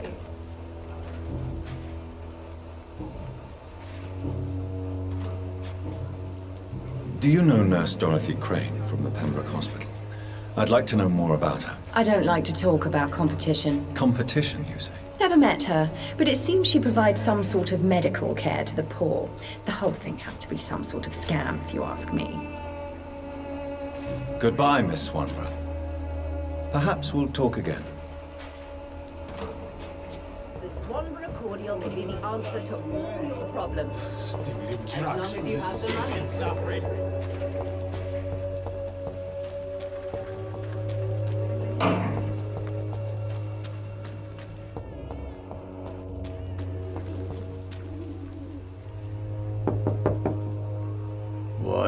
What do you want? Leave me alone. Good evening, sir. I'm Dr. Reed. I'm looking for Nurse Dorothy Crane. There is no Dorothy Crane here. Now goodbye. I'm afraid this medical leaflet says the opposite, sir. Really? Well, I'm afraid I'm going to close this door right now. Go bother someone else, Mr. Doctor. To enter that house, I must discover who this man really is. Maybe I could start by observing what he's up to.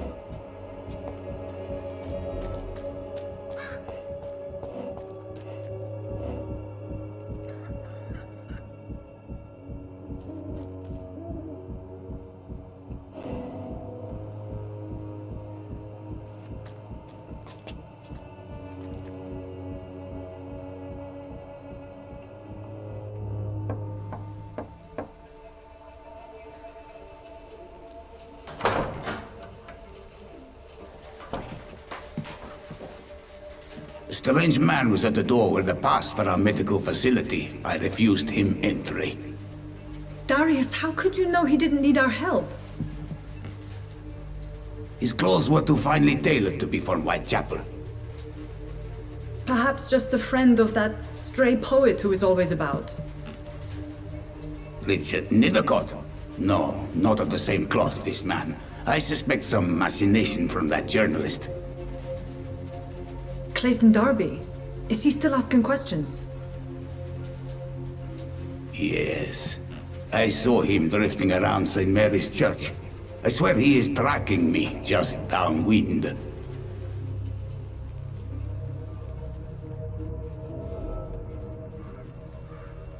I must talk to that journalist or the poet. They must know about Darius. Nearby the church they just mentioned.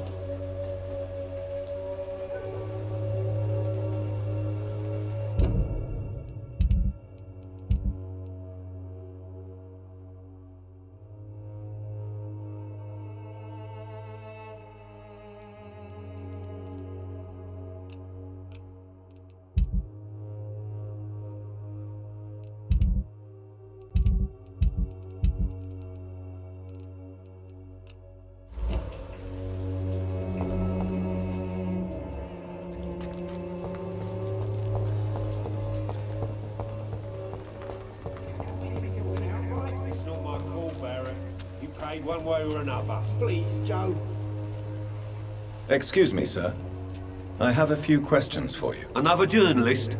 I didn't answer the first one, so piss off! I'm not a journalist, I'm a doctor. A doctor, you say? It's quite a rare breed in this part of town. Really? But still, here I am. Dr. Jonathan Reed, at your service. I'm Joe Peterson to some, but Colossus Joe to most. And I don't remember asking for your service, sir.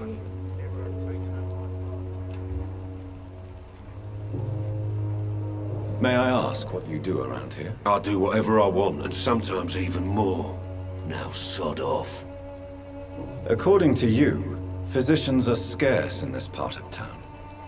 Why is that? Not familiar with this neighborhood, are you? I guess your fancy colleagues are too afraid of being stabbed in the back. This part of town does have quite a reputation. Would you say it's justified? Totally. Look at me, for instance. I always look my opponent in the eye before knocking him out.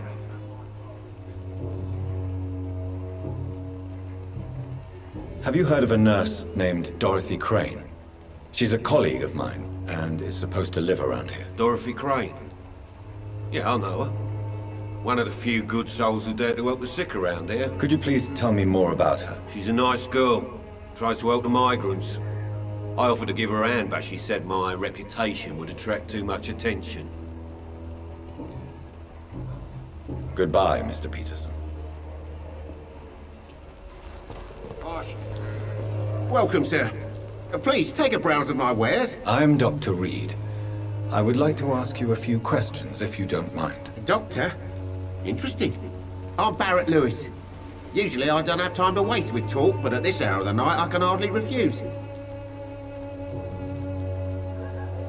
As a merchant, you see Whitechapel every day. Have you noticed anything out of the ordinary recently? Well, you mean besides the epidemic, the war, and all the usual crap? As long as I can remember, this part of town has been a bottomless pit, and no sign of the bottom yet. Violence is increasing in the borough. Yeah. A few nights ago, some blokes jumped me. Came out of one of the condemned workshops. Fever, madness, something like that. Where did this happen? Why did you go there? In the closed workshops nearby. I worked there as an apprentice in better days. Now I only go to find trinkets or tools. Too bad I was mugged though. There was good money in that little box of loot I lost. Have you been hurt? No, but that's only because I ran like hell. Those men were raving lunatics, I tell you. Not even able to speak anymore, just screaming. How is business around here? Business? I have no business. Between this racket, theft, and customers getting scared, I'm losing money every day. I see. Sounds like you blame someone in particular for your situation. It's no secret Joe Peterson spends his time harassing merchants. But with me, he's trying to put me out of business once and for all. Have you heard of a nurse called Dorothy Crane? Nurse Crane? So the bitch really is a nurse then? Always thought she was just some crafty foreigner, that one. So she's trying to help her fellow immigrants. Why would that make her a villain? Dorothy Crane ain't even a real name. Something like Dorothea Craniu. Something like that. Came to England fleeing the war, I was told. That doesn't explain why she irritates you so much. Your precious Nurse Crane gives away medical supplies and prescriptions for free. I offered to sell it for a fair cut, but no. Miss Crane wanted to play the quiet saint.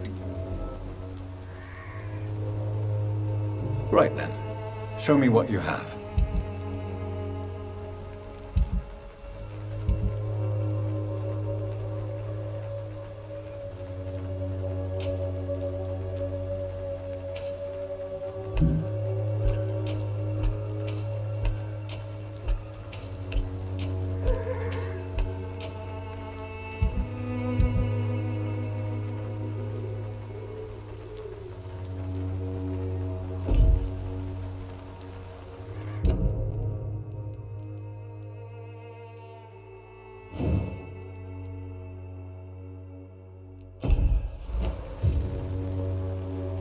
You never lose... Right then.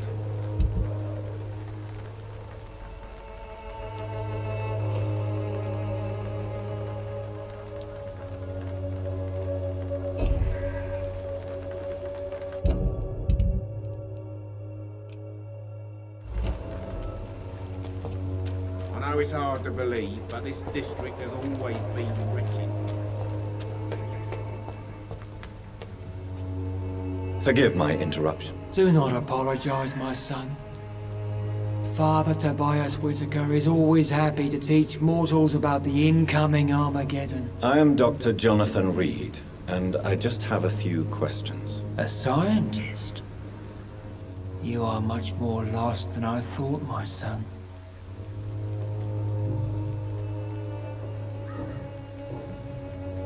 What do you mean when you say that I am more lost than you thought? All scientists are entangled in a world of causes and consequences, and most of them can't see the plain truth. Quite a judgmental opinion, if you ask me. But what do I know? Blinded by science as I am. But you are seeking answers, aren't you? Answers about the Armageddon about to strike the city. Answers about the hidden truth. Well, I suppose I can spare a few minutes listening to your so-called truth. As a doctor, you must be aware of the decimating epidemic. But let me tell you that this so-called Spanish flu is just the beginning of the end.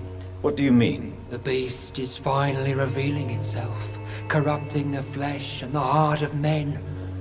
With my own eyes I have seen them, those minions from the abyss. Really? And what would be your answer to this biblical threat? We must fight the disease before this legion outnumbers us. But not with scalpels and microscopes. No. What is left then? Cleansing fire. Tell me, Tobias, what exactly is your plan concerning the cleansing of this city? God will recognize his own. More than once this city has risen from the ashes, hardened and purified by the flames. Purification by fire has proved useful, but where do you stop? Burn the clothes? The buildings? The corpses? Worse? Your lack of faith is predictable. But my task is to convince rational minds like yours to see the light. This is God's will. You're mad and dangerous. You're nothing but a soulless butcher. A small-time Torquemada. The Savonarola of Whitechapel. My son, if you think salvation is a free gift, go listen to the lies of that pompous fool, Joseph. Joseph, a fool? Vicar Larrabee of St. Mary's Church. While he continues preaching his fraudulent redemption, more and more people die in the streets. What do you mean when you say that I am more lost than you thought? Also, Quite a judgmental opinion. But you are seeking on? I am. Have you any friends? Any family left in these terrible times? No. But I have a disciple I see as my son. He is so devoted. I sent him to preach the good word in the heart of this corrupted city. You sent him on some preaching crusade during the epidemic. As a true believer, Samuel will fear no evil while he walks through the valley of the shadow of death. Where did you send him? I sent Samuel to the Stonebridge Cemetery, where the pestilence and evil grows night after night.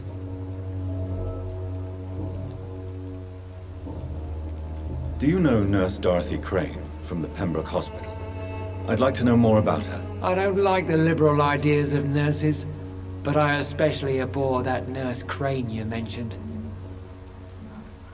Why do you hate Nurse Crane more than other nurses? Before coming to London, she was a member of the communist resistance in her country. That's what happens when you let a woman get involved in politics. So you're not exactly a fan of Florence Nightingale's work. But nurses are essential for modern healthcare. Nuns should be the only women allowed to take care of male patients. It's obvious only they have the necessary moral fiber. I have heard enough for tonight. Goodbye.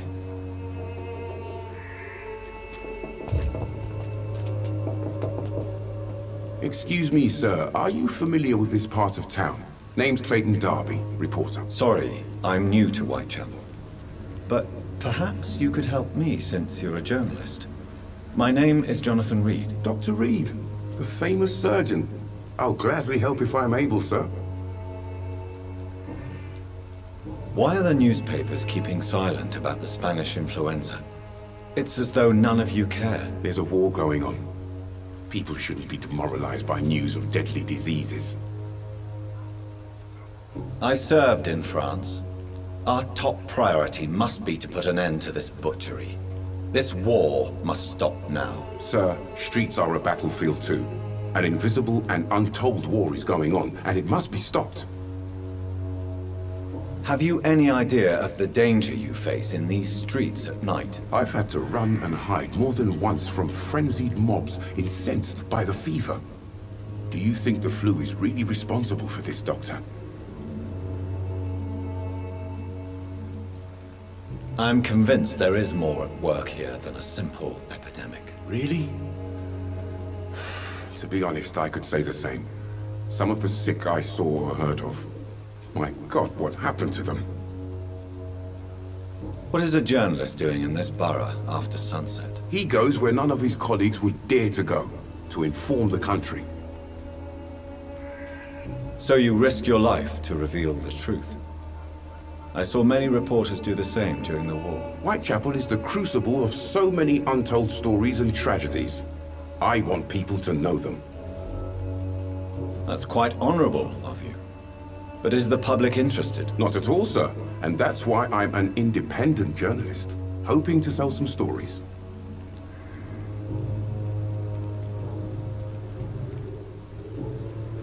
I heard you're investigating an underground medical dispensary in Whitechapel. What do you know about it? Not much, I'm afraid.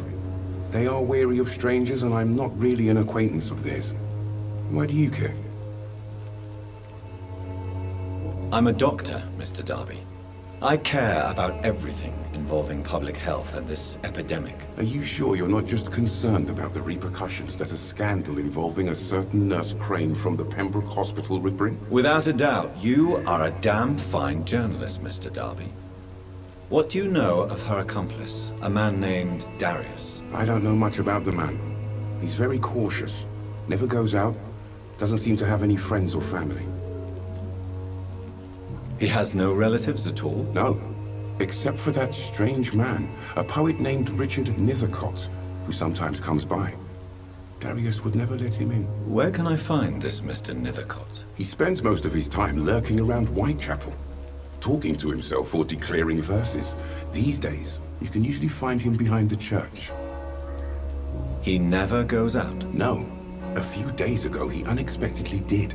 I followed him, but it was just a ruse to keep me away from his house. Really? How do you know? He went to the nearest mailbox, but just before posting his letter, he ripped it up and threw it away. Goodbye, Mr. Darby. Farewell.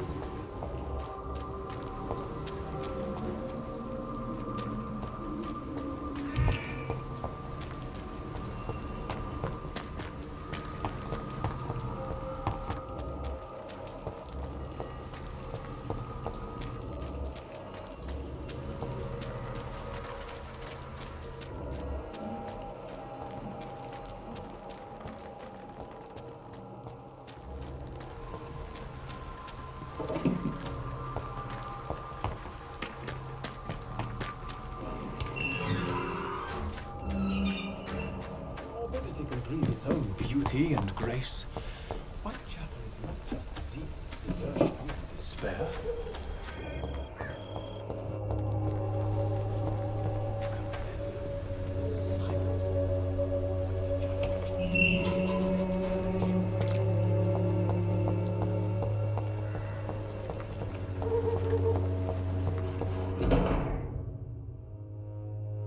The content of Darius' letter to his children could give me more leverage to enter.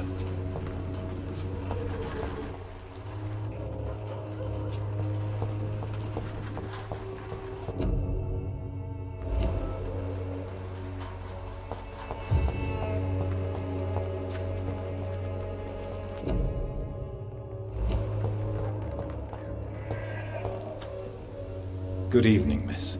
I'm Dr. Reed. I'd like to ask you a few questions. I know what you're thinking. A tall stranger who meets a girl in the street at night. It reeks of the penny dreadfuls. But I mean you no harm, truly. Camellia, I know you work for Dorothy Crane. Please tell me about her secret dispensary. A stubborn and mute comrade. Nurse Crane and Darius Petrescu have been clever. I know you understand what I'm saying. Your silence has nothing to do with you being mute, does it? Very well. Goodbye then.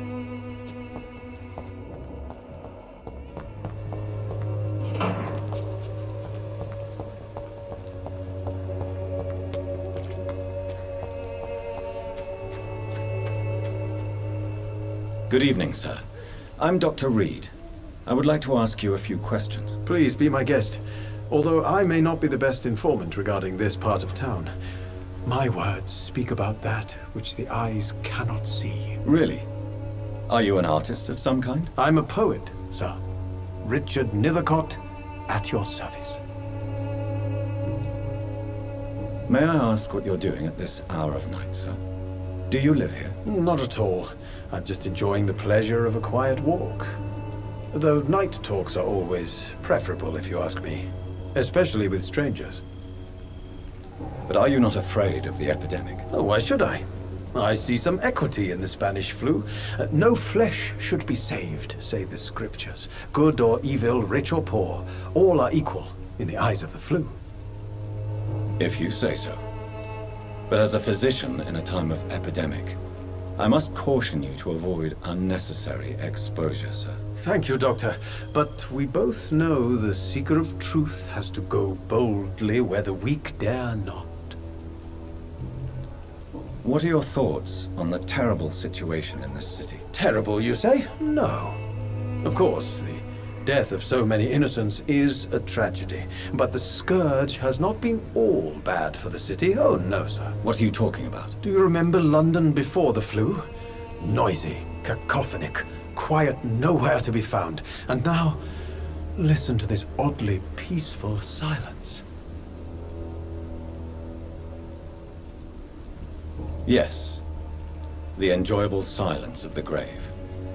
You have a unique perspective on the situation, I must admit. Most people fail to understand my perspective. I don't blame them. But how could I call myself a poet if I veiled my feelings?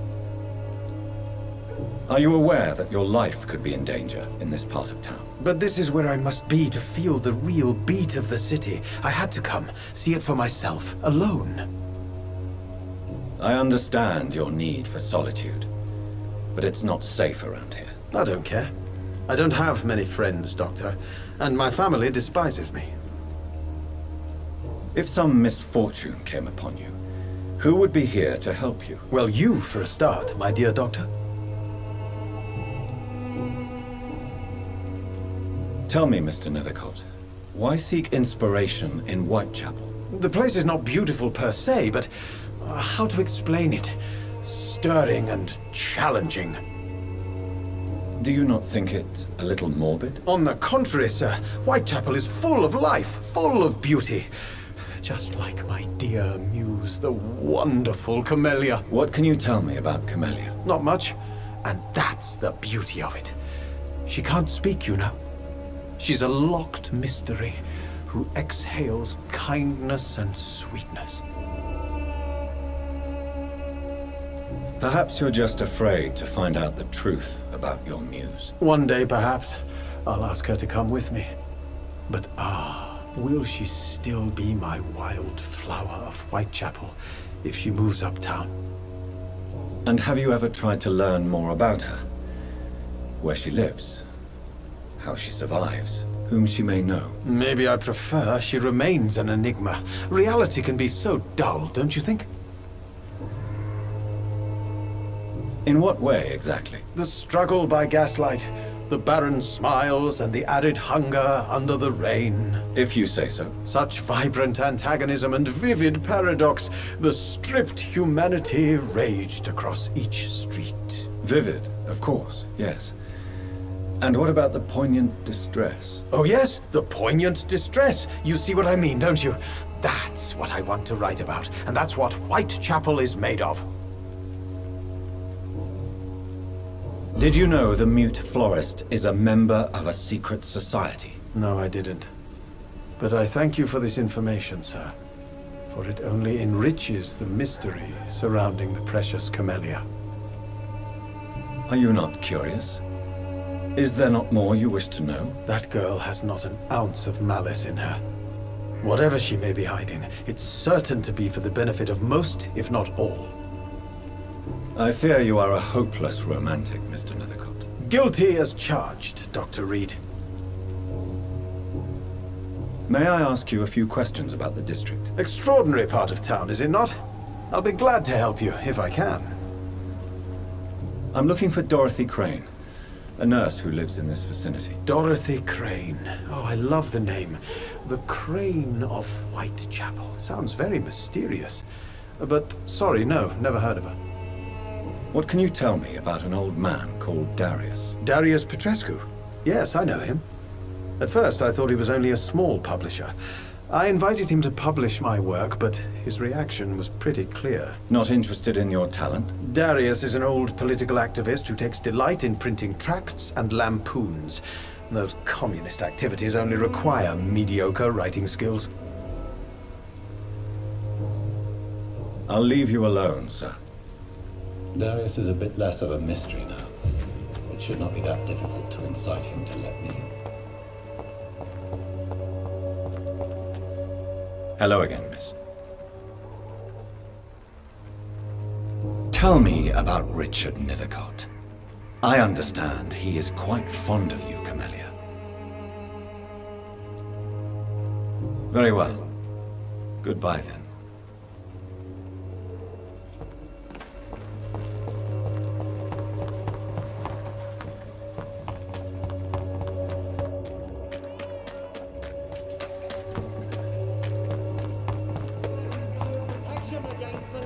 And trickery.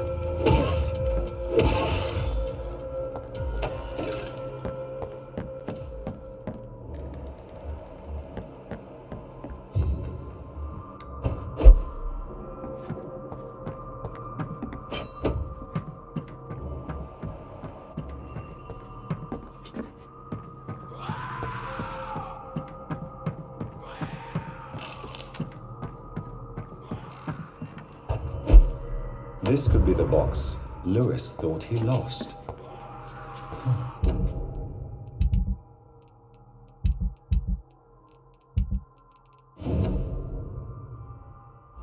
A love letter from Joe Peterson's wife, addressed to Barrett Lewis. Who should I give it to, I wonder?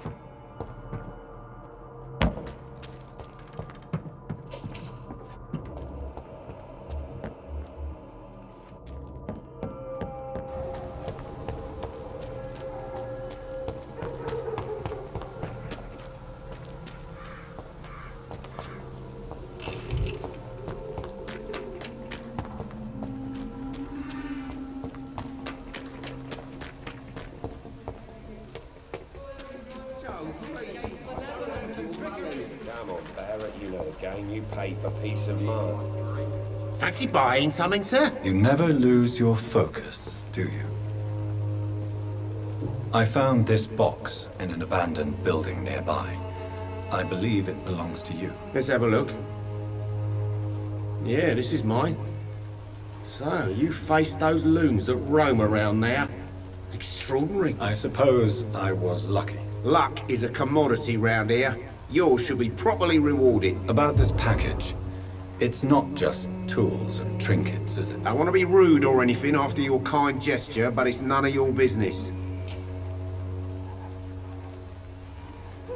Goodbye for now, Mr. Lewis.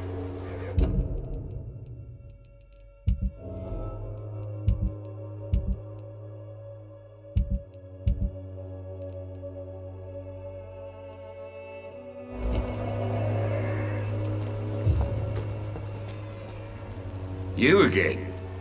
What do you want this time?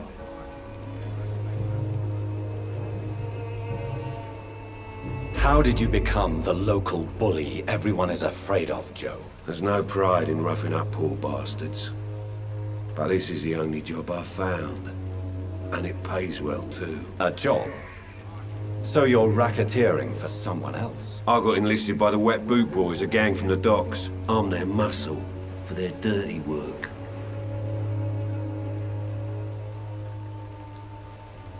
Most people don't become thugs when unemployed. This is a choice you made. I don't care what you think, sir. I do what I have to do for my own reasons, and that's that. I'm not sure Mr. Lewis would agree with your by all means necessary philosophy, sir. Oh, do you really think he's the poor victim here? Barrett can be as sneaky as anyone. Long ago, I even called the bastard my best friend.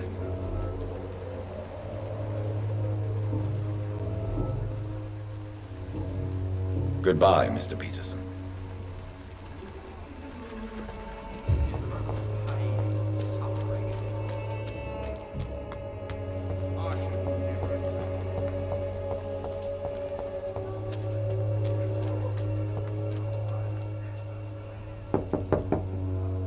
Mr. Petrescu, just 1 minute, please. You again? Go away. Sir, wait. Stop this nonsense. I know Nurse Crane is here. Shall we speak man to man, you and I? All right. Speak up. Don't you see we're on the same side? We fight to help the poor, sick, and abandoned. I'm nothing like you, Mr. Doctor. Yes, you are. You too believe in providing medical care without charge. You know what we have to sacrifice to make the world a better place. I have to admit your words have conviction. All right, I'll let you see Dorothea. Don't make me regret this, though.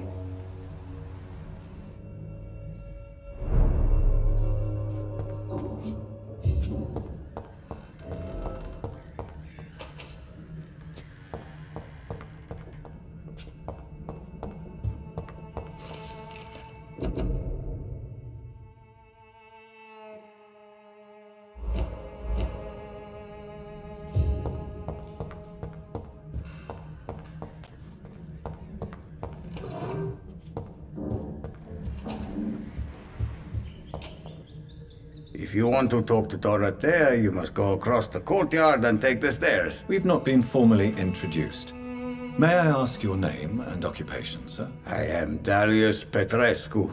I'm here to keep snitches and spies away from Dorothea. And I also run this little print shop.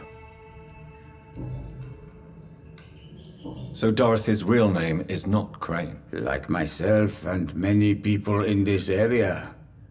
Dorothea is from occupied Romania. That's all you need to know. She seems important to the community. More than you can imagine. The West End does not want to hear of Whitechapel's misery. Dorothea is one of the few doing something about it. Tell me everything you know about Camellia, the mute florist. I do not believe in the afterlife, Doctor, but I'm almost convinced Camellia is an angel. She volunteered to give out our medical leaflets. Who is she, really? Do you know where she's from? She's not from around here, that's all we know. Camellia is not even her name. It's her favorite flower. You say she has no close family? Well, there's that awful poet who constantly follows her around like a lost puppy. A good man for sure, but a very poor writer. Are you not worried for her safety? She is as brave as she is tough. And clever, too. If only I had met her when I was younger. Are you in love with Camellia, Mr. Petrescu? Don't be stupid.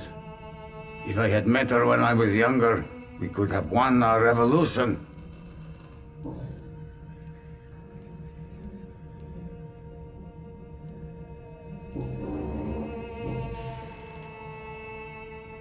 Do you have any family left, Mr. Petrescu? Children or grandchildren? Who knows? I have abandoned my people for so long, they might as well be dead. As dead as I am for them, I suppose. Don't be embarrassed, sir. If you must know, my own father disappeared many years ago, and I forgave him. It's quite awkward to talk about our families like this, but thank you, Dr. Reed. I appreciate your trust. This war won't last forever. Did you ever think of returning to your country now it's free? No. I have taught strength and determination to my sons and daughters. I'm an old, dying man who only has memories of better times to cherish. How did you meet Nurse Crane, Darius? Why does she trust you? I'm her oldest friend in England. Dorothea and I share many ideas about this country and about the country we left. You mean occupied Romania, don't you? Even if not directly, I fought against your enemies. Really? Then perhaps you have more in common with Dorothea than meets the eye, Dr. Reed. I know you fought for your country when it was occupied, Darius. Tell me more about it. I know my days are numbered, and I know I won't see my homeland again. But I fought for Romania all my life, and I will until my last breath. But Romania escaped the grasp of the Austro-Hungarian Empire. It's a free country again. But it's not the country I fought for. My homeland is not appeased, Doctor. And I still see a dark future ahead for my people. Goodbye, Mr. Petrescu.